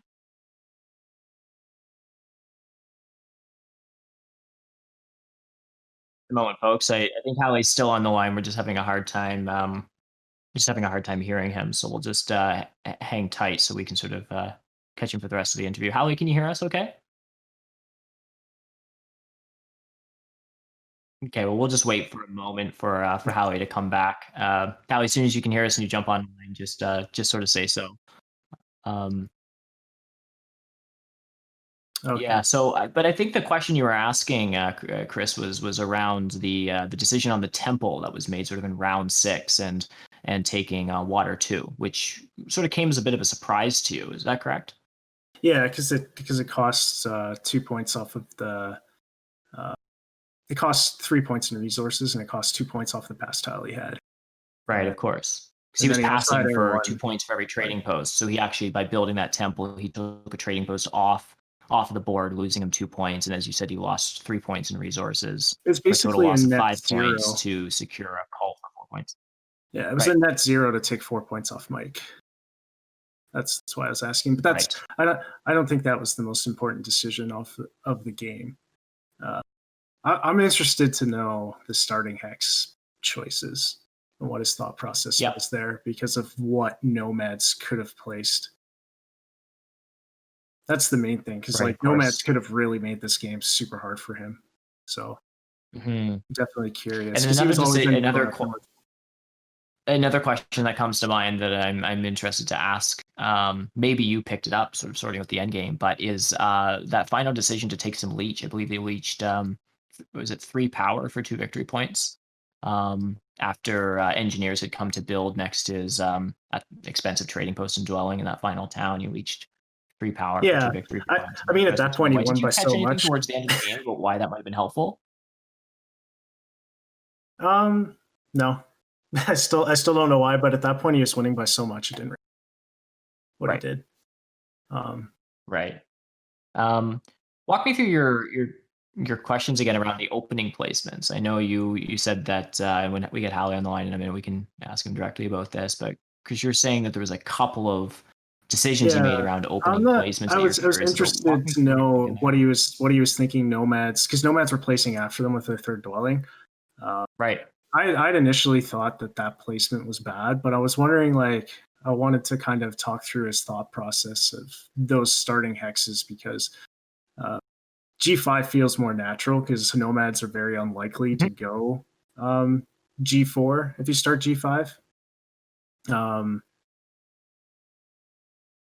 But it's not entirely clear that was the way this game played out. It's not the best. Hey, Right. Oh, fantastic. Well, we can ask haligh directly. Yeah. Welcome back. You're able to hear us both okay now? Yes. There's some big storm going on. I guess that might be the reason. Sorry.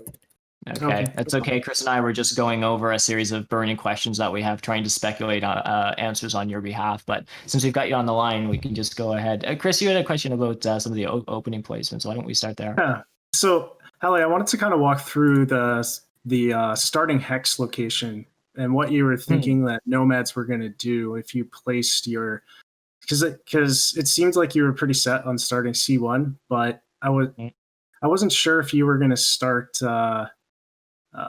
You ended up starting on that E hex. I wasn't sure if you're going to start there at G5, and I kind of wanted to ask you exactly what your thought process was on starting on that northern eastern hex instead of G6, and where you thought Nomads might end up placing their last dwelling, because that was your biggest consideration. So I'm just curious. Well, I wanted to put one dwelling to the east for sure, and I thought the northern one is better just because I wanted to connect via the northern route, which I did. And since there was no temp shipping one, I thought it was quite easy to not be interrupted by Nomads as long as they don't start north. And once they went west and center, I didn't see them going north. Maybe they should have. In hindsight, that might have been, but I was just confident they wouldn't. And if so, I'm still fine not connecting at all. And then if I don't see the connection, I have to go for Earth 1 in round 1, I guess. That's the option. So once I get my northern route, I go for Fire 1. And once I don't, I take Earth 1. That were my options, I thought. Yeah, I actually liked your Fire 1 play. There was a lot of bonus tiles for points and everything. I'm assuming that's why you ended up going for the economic favor over Earth 1. Yep, and especially with a last round that benefits for a big economy and not many coin bonus cards, I thought that was quite an easy decision. I wasn't even considering taking Earth 1 unless I get it in round 2, but that was unlikely. Now, would have your decision changed, haligh, had Nomads started on B4? That important yellow hex sort of in the northeast that can be used to really disrupt the Darkling connection. Had Nomads placed their third dwelling on B4, would have you reconsidered your opening favor tile selection? Yes. Then I might go for Earth 1, I guess. Right. Just to ignore connection at all and try to find 3 town spots. Right. Yeah. Gotcha. I was scared for you when you placed that dwelling up north. I mean, I guess Nomads can kind of hurt you either way. Like if you start G6, they could probably just start G5 and kind of annoy you there, and Swarmlings would just dig behind you round one. So I guess in hindsight, I guess it was the better play, but I wasn't sure on those starting dwelling placements. But I'm glad we got to see an economic opener with the Fire 1 in a last round town game, and in a game that just rewarded that in general. Like you, I'm assuming you were extremely happy when you got the dwelling pass tile on the dwelling scoring rounds twice. Yeah, exactly. It was just, I just had the perfect passing tiles. It was working round 2 for the Sanctuary, round 3 dwellings, round 5 dwellings. That was going well. And in round 4, I actually wanted the coin bonus for the extra dig and not waste the priest to the court. So, right. Yep. We are coming towards the end of our time, but I do have a couple more just quick questions for you, Haligh. I noticed sort of in round 6 when you built that temple, you made a decision to take water 2. What was that all about? Not just the selection around the water 2 favor tile, but around building that temple at all. I was panicking at that time, and I thought engineers might be close with all the bridging and network and stuff. So I thought, okay, maybe I might lose a few points compared to the stronghold, but I gained 8 points on engineers and felt like that secures the win, even if it's not the perfect line. And then in the end, I lost more than just a few points, I guess, because I couldn't even score my trading post. But I was just running out of time, and I thought that it is enough to finish my 3rd town, and it gives me 8 points on number 2 spot, so I just went for it. Yeah, because I was commenting that you were losing points on the trading post pass tile, so you're losing 2 points there. It was costing you 3 points to build it to gain 4, but you were losing 6 points, but you were costing 4 points to NG. So I guess that makes sense if you were thinking only that engineers were your closest competition and that's it. But yeah. But I didn't have time to count, so it was just intuition. Yeah, no, you had a lot of resources there. Well, thank you. Yeah, thanks so much. We really appreciate your time. Any last words for us, or anything else you wanted to share about your gameplay, Haligh? About my gameplay, well, I want to thank Bizel. I just love that he's doing that series, that he's running that series. It's big fun. Absolutely. And thanks for casting. I'm excited to watch the video. For sure. Well, thanks so much. It's been a pleasure commenting on your game throughout. We really appreciate you taking a couple minutes after the game to talk to us. Thanks. Have a good evening. Or morning. Yes, you as well. Congrats on your win, Haligh. Congrats Thank you. Bye-bye. Bye now. That's great, and I think that wraps up everything for today. Thank you again for all the players playing today. Congratulations to Haligh. Thanks, Chris, for casting with me today. It's been a big pleasure to chatting through this game with you. Yeah, and production will send out. Thanks so much, everyone, and tune in next time. Yeah, have a good one, everyone. Thanks for watching. Yep.